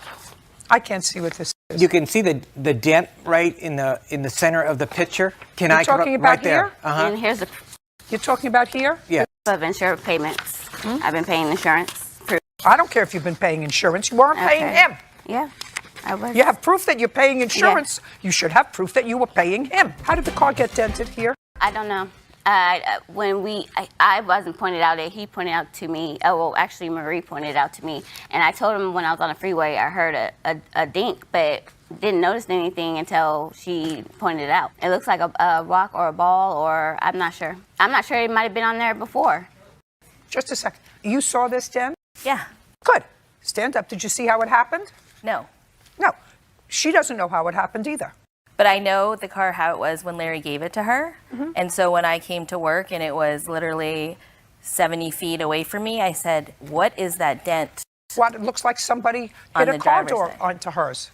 That's what it looks like. Yeah. It doesn't look like there was an accident. It No. looked like somebody hit their car door into hers. Or it looks like or a someone ball, took a or a foot. ball, right? Something. Your case is dismissed. Your counterclaim is for the missed payments. No. No? My countersuit is for the insurance to fix the vehicle. Why is mine dismissed? Why? I just told you why. I told you 4 times because you have no proof that you paid him in October and November what you were supposed to pay him. You acknowledge you didn't pay him at all in December, and you didn't offer a payment until almost the end of January. Don't speak. That's why your case is dismissed. He had every right to repossess the car. Do you understand? Use the $2,500 deposit to fix the door. You got it? Perfect. We're done. Ms. Tickle, you boarded a horse at the defendant's facility, and you claimed the horse was injured while at that facility. Yes, Your Honor. And in addition, that when you tried to get the horse from the facility, the defendant sort of held the horse ransom because she claimed that you owed her money. Yes. And I read her answer, and her answer is clear. She said that the horse was, in fact, injured at her facility, correct? Yes. And that she immediately called your vet, correct? Yes. And that your vet said that in order for your vet to come out to look at the horse, she would have to pay a past due bill of yours in addition to that visit that the vet would make. So what's the name of your vet? It's one of my vets. It's Dr. The vet that you called. Dr. Purdue, who's the person she indicated on the boarding agreement as her vet of record. Fine. On what date was the horse injured? September 7th. Okay. Now, on September 7th, did you owe Dr. Purdue money? That's very easy. I can make a call. Yes, Your Honor. How much money did you owe Dr. Purdue? $280. How long did you owe Dr. Purdue the $280? It was 6 months or so, 9 months. Why didn't you pay the doctor their bill? I had sold my house and had moved. Well, and okay. You didn't pay the bill. Okay, so Right. she's absolutely correct. Called the doctor. The doctor said she owes me money. I'm not coming out to see this horse unless you pay what she owes me plus the visit. Which was $900, not $250. Not $280. Not $280. It was $900. That's what they told me. And it was a year in arrears. Now, on September 7th, did Miss Tickle owe you any money for boarding the horse? Yes, she had not paid September's board, which was due on the 1st. Did she pay August's bill? She did, but I think it was late. But she paid August's bill, so by September 7th, she really wasn't that much delayed. Not too late, no. But she had disappeared and the horse was supposed to be picked up on September 1st, and I hadn't heard from her and couldn't reach her. Just a second. When you say the horse was supposed to be picked up, what does that mean? She advised me sometime in July that the horse was going to be picked up on September 1st. But I never heard from her. She never showed up. Nothing happened. She never called, text, nothing, zero. I thought the horse had been abandoned. Okay. Now, on September 1st, had you made an arrangement, because I read your complaint, to transfer the horse to another facility that was closer? That's what you say. So be careful your answer. Right. The date, though, is incorrect. It was an oral statement that I don't care if it's oral or not. Did you tell her that you were going to be picking up the horse on September 1st because, according to you, you were looking for another facility that was much closer to me? Because you told her But that. not on, I said I need to find the right facility. My horse has known allergies, which she gets hives, Your Honor, that are all over her body, and it's a health problem. The hives break open. She's not able to lay down. They get So why infected. didn't you pay your vet? I paid my vet when I got the bill. There was you a problem didn't. with my getting mail to my new address. So when did you move? I moved in August, put everything in storage. In September, I moved. Well, to, this bill was due in December, Right, according this to was you. in So you would have December. gotten it January, February, March, April, May. You would have gotten the bill. Right, Your Honor. Okay. Usually, I was present when the vet would come out. This is the first time a vet has ever seen my horse. I've owned her 10 years without me being present. Ms. Tickle, let's go. How much did you pay the defendant when you went to pick up the horse? When I went to pick up the horse on... Yes, in September. When I actually picked her up in September... How much did you pay her? Well, let me go back. Okay. Ms. Joint, how much was her monthly boarding fee? $325. So she owed you that in September? She owed me that, yes. Okay. Now, do you know how the horse was injured? It had a large hole in its chest. I have no idea how the horse was injured. No one was there, no one saw it. It's impossible to know. Horses unfortunately injure themselves quite regularly in their paddocks, and you don't know necessarily how they did it. I'd like to see what you wrote up about the horse's injury. What I wrote about Did you have a log, I assume, that you keep with regard to the horses that you board? I don't board horses regularly. This was a one-off situation. She was a companion horse for my horse because another horse went away, so they didn't like being alone. But it's not a regular thing. It's kind of like a roommate situation. Do you have a contract? Yes. I'd like to look at it. Okay. I met the defendant because she advertised a stall for rent, boarding stalls in Craigslist. How long did you keep your horse there? From January 13th, 2014 until So it was there for a very long time, and Yes. clearly you were satisfied. Yes. Otherwise, you would have moved it. Right. Everything was fine up until I got hurt. This is your contract.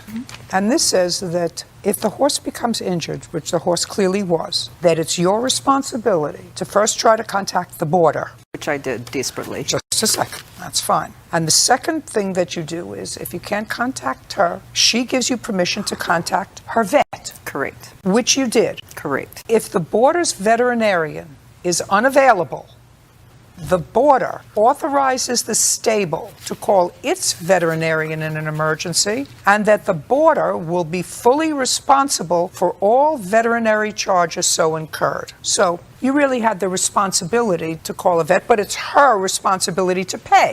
Right. Right? Absolutely. Correct. So the part of your request for vet bills, she's not responsible for those pursuant to this contract. You are. Right, Your Honor, but her boarding contract, she doesn't have a home occupational permit to run a boarding stable in Simi Valley, and that's required to... Hey, you kept the horse there for 9 months. Right. When did you have this epiphany that she wasn't allowed to do what she was doing? When did you have this epiphany? When you had a problem? What I'm telling you is you have a contract, and your contract says that you pay the vet bill. Right now, you owe her $325 because your horse was there in the month of September. Has this happened? You paid it? Yes, I did. Great. How much did you pay her? I paid $325. I sent it to her through bill pay. Is that correct? It was cancelled. I have an email from my bank saying it was cancelled. I canceled it, Your Honor, after... So you owe her $325? No, I paid that... She gave me a billing, Your Honor, when I came. She never Pick up the horse. She said to you, you're not getting the horse unless you give me so much money. Right, and she added on erroneous charges and add-ons. How much money did you give her? I gave her $1,584. Okay, now we come back to you. What is $1,584 for? It was, I have a line item billing of everything that I did for the horse, being that I had understood the horse was abandoned for the last 2 months. Well, I don't care what you understand, actually. I don't care what you understand. 7 days is not abandoned. She had not been to see that horse for months. That's not true. That's actually impossible because she told me that a month prior or 2 months prior, she had a conversation with you that she was moving the horse. I believe it was a text exchange. I don't care if it was text or by smoke signals. She had not been to the facility to see her horse. Listen to me. It doesn't matter. So far, she owes you $325 for boarding for the month of September. I'd be happy to show you the billing with the receipts that I have. She paid you in August. I apologize. It's complicated because we had Just a second. No way. No way. So baloney. Take it back. She owes you $325 because the horse hadn't been there the whole month of September. According to this, twice a month. She also paid hay in addition to the bull. I understand that. And I fed her horse and I gave it medical care, which it was essential, or the horse could have got an infection and been very sick. Let me tell you what you were required to do pursuant to your contract. You were required to get a vet. I did. I called the vet and I read your answer. I spoke to the vet. I read your answer. And he gave me his recommendation. I read your answer. You don't get paid for that. You personally, unless you paid administering it, just care a to second. a horse Listen to me. that's left at my property Listen that's to me abandoned? carefully. Unless the vet sent you a bill, you don't get paid for that. How do you? Did the vet send you the bill I'm for the supposed to feed I'm the horse for speaking. free? Just answer the question. Did the vet send you a bill for the conversation that you had with the vet to tell you how to fix the injury, this large gaping hole in the horse's chest that happened while it was under your care? No. Did the vet tell? The answer He is gave no. me free so advice because he 1584 knew less I thought it was 325, abandoned. which is actually what she owed you, which she didn't pay, which is 162. So far, $1,261. Then you do have to feed your horse. Yes, Your Honor. Yes. So how much does it cost for the horse's food for the 9 months that the horse was there? It was $100 a month average for 6 bales of hay. That's what my size horse consumes. Over the 9-month period, what did you pay? I paid for on food? average of $120 a month. Well, now it's from 100 to 120. Why don't we think again? How much did you pay for the horse's food for the 9 months that the horse was there? $120 a month was for the hay. Fine, less 120. No, I paid that though. I paid that. She would give me. In She would September? tell me the amount. Just a second. In September? That's in her billing. Just a second. What That's billing? in her billing that she gave to me. Oh, I'm deducting certain figures. I'm deducting from what you gave her, $1,584. I'm deducting what you owe her, Right. $325 for the boarding for the month of September. Right. You owe her $120 for food. I'm deducting that from the money that you gave her. This is your lawsuit. $60, Your Honor, because it would have been half the month. So far, $1,141 is what you're entitled to back from what she gave you, because you're not getting paid for the vet, for you acting like a vet on a horse that was injured on your watch. Food and her monthly boarding for September. What else does she owe you? Grain, because I had to start feeding the horse because it was losing weight. It was in Grain. stress. Had you, just a second. In the 9 months that you had the horse there, other than September, did you ever feed the horse and bill her for grain? The answer is either yes. She brought the grain up until around July timeframe. June, July, I started feeding the horse because she was no longer bringing food to Just it. a second. I'm giving you hay. That's in your deal. And I gave you for the whole month, not just half of it. What I asked you was, had you ever previously billed her for grain? Before July, no, because No. she bought her Okay, own. 1141. What else? The medical care. I flushed that wound 3 times a day. 1141. That's what you're entitled to, not $4,803. 1141. That takes off the food for the horse and the $325 that you owe her. Okay. It actually says in my contract that I'm entitled to bill for medical care I provide the No, horse if I have no, to. no. Now, it says that you are required to provide veterinary care. I gave the By a horse vet- veterinary care under Not veterinary by- advice. Are you a licensed veterinary No, doctor? but my witness is a vet tech, and I went under her advice and the doctor's advice Good. on how You don't to get treat the paid for wound. that. 1141. Judgment for the plaintiff. We're done. If it were her horse and the tables were turned, I would have called another vet and another vet and another vet. She didn't contact me for a week after the horse was injured. Until I had that horse, the gapping wound. I texted her, I called her, I emailed her. Sealed up and cleaned up. I went way above and beyond. I learned a lesson. I will never board at a private backyard facility. Take care of your animals and go visit them when you're supposed to. And certainly not through one I find on Craigslist.